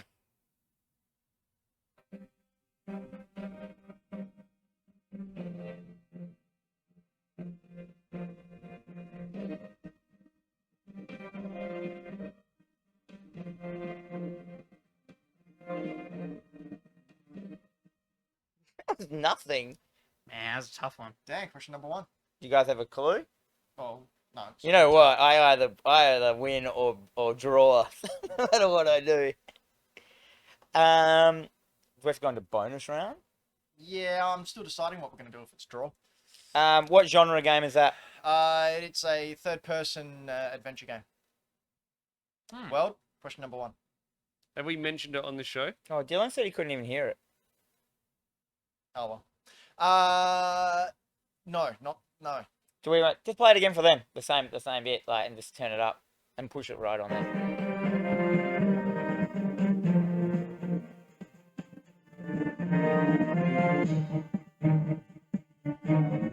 I think you're actually getting too close. It might actually be suppressing it because it's so loud. Doesn't Maybe. matter. Who cares? Yeah, it's fine. We gave it a shot. Okay, so question number one, Yeah, World. what was the genre? It was a third-person action yeah, that's adventure right. game. I did ask a question, just to be What was honest. it? What was it? I asked if it was mentioned on this show. Oh, right. And no, not the show. No. Question number two, Dan. What is? I'm gonna ask one of my cool questions. Is it disc, cartridge, or digital? Ooh. Cartridge. Cartridge. Question number two, World. No, no. What are you playing as in this bad boy? You're playing as a Superman. Huh. Okay. Dan? Huh. There's no. The next question. If I don't answer it now, the next question is just the person's gonna get it. Have a stab. Oh mate. man, I wish I'd asked what bloody console it was on. Huh. Dan? Should I just guess? If you guess this correctly, you've won Dan versus the World for Is it- another year. All right, this is not my question. Oh, Triple Indy with a fantastic clue in the chat there. Oh, Don't look, Dan. Triple Indy, for those of you at home, has just said he doesn't have the foggiest idea of what this game could be. Can I have a shot? No, not yet. It's not your turn. Is it Dan? Superman 64? It's a 64! Dan wins Dan versus the World! 46! Thank you It was very much. so loud. Do you none know of what? that audio came through for Do you. you know man. what? Dan won. I've done really well in the last couple of episodes, You've eh? done really You've well. cleaned it up. Dan McGuinness, the trophy of infinite awesome is yours again for another year. Ladies and gentlemen, well done. I found you in the garbage and I'll never let you go again. I thought you found it in a tree. It was thrown out into a tree Yeah. as Really? garbage. Yeah, I Yeah. found it in a tree. Weird. Thank you very much, ladies and gentlemen. I'd like to thank the Academy. I'd like to thank all you guys for losing. And That's right, World. The whole world's a bunch of losers. I'd like to thank everyone in the world apart from me for being a loser. Because I'm versus the world. So if I win, it means no one else is the winner. Ladies and gentlemen, we've been Hack the Dino. This has been not only the grand finale of Dan versus the World, but the last normal Critical Path Hack the Dino show for the year. Next time we come to you on December the 18th, we will have our year in review show. Now, I believe Dan is away for that episode, so we are going to have a very special guest, hopefully. I still have Ewan to confirm. McGregor. Yes, Obi-Wan's here with General Grievous. Conor McGregor. And but it's early Ewan McGregor where he has to show his penis in every film he's in. And it's old General Grievous, so it's just like a bit of metal, just smouldering. just coughing. Man, he was a great character. So yeah, once I can confirm who that special guest is, I will announce it over on our Instagram, which is at Hack the Dino, over on Twitter at Hack the Dino, and over on Facebook at Hack the Dino. So be sure to go I see there to make sure you find out who that special guest will be taking Dan's spot on the couch. And yes, we will play another Dan versus the World, but it will be called Braydan versus the World. That's right, Brayden is going to go up against all of you because he's quite good at this game, and we're going to see if you can beat him. Special guest is Kurt Cobain. Chat there. Just make all the songs It's just Nirvana gonna, ones. it's you just want. gonna be a Nirvana trivia show. So, Brayden, when you're not part of your Nirvana tribute band, what are you doing? Well, I'm generally listening to Foo Fighters and crying. But otherwise, I actually do I was listening to Hole, a movie podcast with a couple of my friends. which is Millennial what went into Movie Kurt's Talk. head. Yeah, I was about to say that, but I thought, no, I'll be tasteful. Yeah, nah, there's a lot of real distasteful jokes you can make. It's fine. Honestly, have you guys watched the doco, the animated doco? It's rough. Have you seen the Courtney one No, I haven't watched that one. about no. like there's so much evidence that she Yeah. killed him. But yeah, go check out Millennial Movie Talk over on YouTube and on Spotify. We discuss all the movie news, which is getting very interesting with WB now announcing that all of their films are going to streaming service same day as theaters. HBO. We don't get HBO over here in No, Australia. but Don't we? HBO got the Fresh Prince reunion, but we've got that on Stan. It'll be interesting to see how we're able to get them. That'd be cool. So keep an eye out. Maybe subscribe to Millennial Movie Talk. Floppy, what do you do? I occasionally throw some photos of some games that I buy and that I have in my collection up on Instagram at Floppy Plays Games. Glames. Occasionally. Games. Yep, Games. Floppy gleams the cube with games. Cool skater reference if you were around in the 80s and very early 90s. That was the 90s. The 80s. There it is there. What are your latest pickups? I started doing my PSP collection. I think I'm going to continue to do that and do all my PSP collection. I like my PSP. I've got a newfound love for my PSP at the moment. How good's did you like what's that Final Fantasy one called? Crisis Core. Yeah, I haven't played much of it, but I've liked what I have I played. played heaps of it. It wasn't very good. It was good. I like It was just what I've very done so repetitive. far. Dan, what do you do besides win trophies against the whole world? Besides look like I've got shorts on. You look like you're in the 90s. It looks like I've got like cut off shorts. I'm just gonna Paul put the Hogan. trophy here. Noticed it till you said it. Look. That's the angle. And if you want to see more, head on over to Yeah, if you wanna youtube.com see more. /Hack the Dino. If you can't see more. Crisis Core is amazing. How dare you? If you want to play a boring game. No, it's great. It's a great fun game. Go check out Terrorvision Horror Podcast, which is a podcast that me and Jennifer Strand do. Basically, we choose a horror movie to watch each week, and then we just basically go through every single scene of the film, break it down, pull its guts out, kick it in the teeth. We basically, we go through scene by scene and spoil the fuck out the film. It is Dan forced me to listen to it the other day when we were at work. It's very good. Oh, you can see my latest episode there. Go at the top. What's our latest one? The Texas Chainsaw Massacre. I've got 95 views on that. That's pretty good for me. That's it. Go over there, Terrorvision Horror Podcast. You just search that into the internet. Thanks to Gact, man. I haven't thought about Gact in years. Do you guys know Gact? I know of Gact. He's like a Japanese pop star guy. Anyway, I've got a podcast called Retro Trigger, where we talk about things that are 15 years or older. Part 1 of our Dino Riders special with Trent Cuccarelli has been out for a month. This month's one comes out next week. It is part 2, where we talk about the actual toys, not just the awful cartoon for awful people. That's what I was going to ask. Yeah, so Trent has the full collection of the Dino Riders toys, and we were in his toy room when we were talking about it. Yeah, besides one which I own, and I'm not giving him, so screw you guys. Totally should, though. No, I won't. And yeah, it's a really good listen. I recently conducted an interview with ex-WWE Cruiserweight Champion star Damian Slater, where we talked about the WWE/WWF Attitude Era and all the shenanigans that went on there, and also reminisced a little bit about when I used to manage him in the old wrestling scene. So that's a good listen. And I think I'm also hopefully going to do a Christmas special where I sit down and sort of talk about the Star Wars holiday special that came out in the 70s with someone who I I've love yet to that. convince. And then we're going to sit down, and this person hasn't seen the Star Wars holiday special just and isn't really a Star Wars fan either. So It's fine. It's not fine. No, but it's fine up until the point when there's a 25-minute Wookiee conversation with no subtitles. Like, He's canon. He's canon now. what was he He's in? actual canon. I know, I love it. What was he in? They mentioned it in a movie. Yeah. Yeah. What's his name? Oh, no, dog. Anyway, we've been Hack the Dino. Lumber. If you like what you hear, please give us a thumb up and a subscribe and a review. You can do that over at youtube.com/hackthedino. And please watch us. Just put it on the background and let it run because it helps with the Spam. algorithm. Spam it to your friends. Get them to Oh my subscribe as well. If you don't like our faces and can't subscribe over on youtube.com/hackthedino or twitch.tv/hackthedino, head on over to any of our socials and drop us a line there. Jump into our Discord if you want to do that.